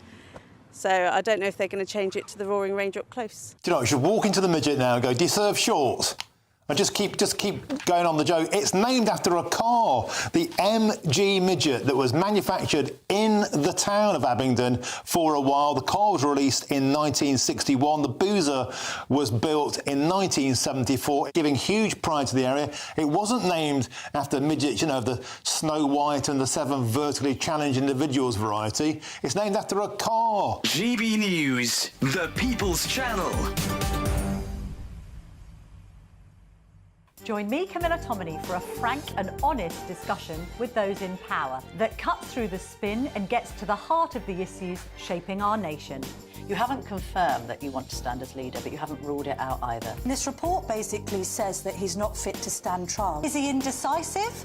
Incompetent? I deliver the dose of reality Westminster needs. That's the Camilla Tominey Show at 9:30 every Sunday on GB News, the People's Channel, Britain's news channel.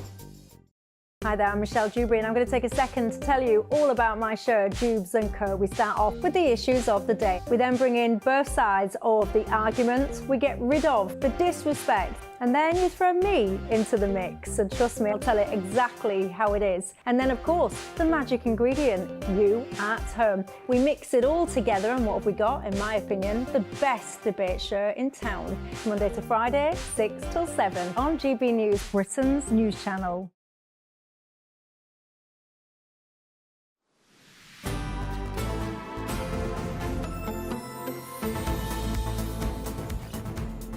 OK, well, this is a weird one. Scottish shoppers have seemingly been banned from buying Waitrose Christmas puddings before 10 a.m. Because of alcohol restrictions. Yes, customers attempting to purchase items such as tiramisu and Christmas cake have been turned away at checkout. Oh, God. Well, the outrage is already spreading, with one customer saying on social media, what next? Will they cordon off the tiramisu at night? I'm seething. Well, it does seem that they're doing this both at night and in the daytime. Those alcoholics grabbing the tiramisu. I don't know, I've tried to buy a can of beer at a shop in Edinburgh before, and you go in at sort of, 9:55, and they've already putting down the shutters across the alcohol section. Tom, what on earth was he doing, buying cans of beer at that time? Anyway, we're joined by political commentator David Moore. David Moore, this is an odd one. Is this the nanny state in action, David? Well, it's Christmas 2024 and socialism reigns supreme. You know, we're in an awful economic situation, and you go into the shops and, oh, look, you can't even buy a tiramisu or a Christmas pudding past 10. It couldn't even get any worse than that. We're already seeing an exodus of Scottish taxpayers going down to the north of England to avoid the stupid minimum alcohol pricing just because the government over there is bored. And what do? They legislate for the sake of legislating. And, oh, look, they're just going to tax people even more. And now, of course, we're seeing people being turned away for trying to buy a pudding. It's kind of, this is this complete puritanical policy making. And I really hope that Waitrose make a stand and say no to this, and especially legislators in Scotland, because this is just yet another ridiculous policy from the SNP. I mean, of course it is bonkers. It is bonkers that anyone who wants to do their Christmas shopping before 10 a.m, perhaps you want a last-minute shop before the family come round and you put the turkey on. But that is now banned. Of course, it's the logical extension of having any alcohol limits at all, because some products have alcohol in them. I suppose what they're encouraging people to do is just ditch the traditions, no longer have brandy on the Christmas pudding. What needs to happen is the government needs to stay out of people's lives. They have no right to go into Shoppers Way and tell them when they should be buying items. The Scottish government have far bigger issues to face here. They're already robbing the English taxpayers so they can give their so-called freebies, yet they refuse to frack and do other things. There's so many sources of income they can grab, but all they want to do is interfere with people's lives at a time at Christmas, and it's really shocking, and especially in these trying economic times, and they have to put minimum pricing in. It's like rent controls, they don't work. It's a government meddling. It's Christmas, let people be, set those people free. Well, set Scotland free. That's a lovely note to end the show. Thank you very much indeed, David Moore, political commentator on that one. He'll be buying his tiramisu at 10:01 in the morning. Oh, no, it's just Scotland that's affected by all this. Yeah. Well, actually, England as well, aren't they? But I don't know whether it affects the Christmas pudding. as you say, sometimes it's hard to... Timing restrictions aren't... We have timing restrictions. Not for alcohol. No, we do. We do. We absolutely do. We'll fact check that and tell you tomorrow. I can buy alcohol at any time Not in a some shop. shops. Well, that's up to the shop. This is Merry Christmas, I don't Britain, think it and up is. next is Dawn Neeson. I think it's the petrol stations you can't.